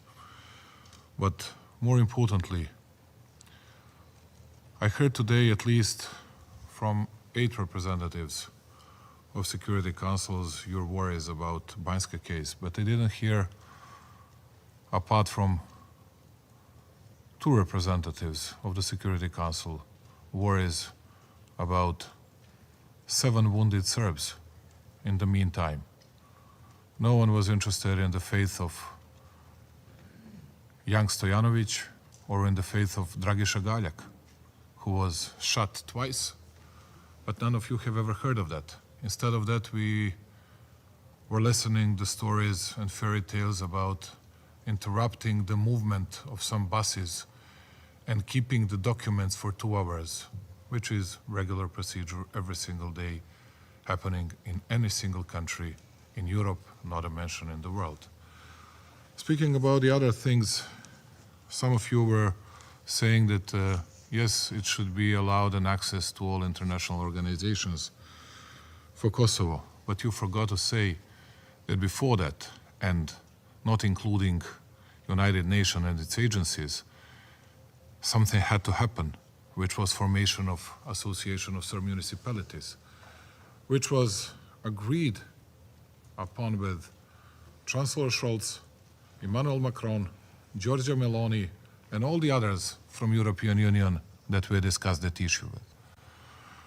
Speaking about all the other things that we heard here about great democracy and all the problems that Serbia is facing with, I'm not going to make any comments on 500,000 people that left Serbia in the last 15 years, because in Kosovo, just in the last 2 years, 365,000 people left, and just from January the 1st this year, 65,000 people, and Serbia is 6 times, Central Serbia is 6 times bigger than our autonomous province of Kosovo.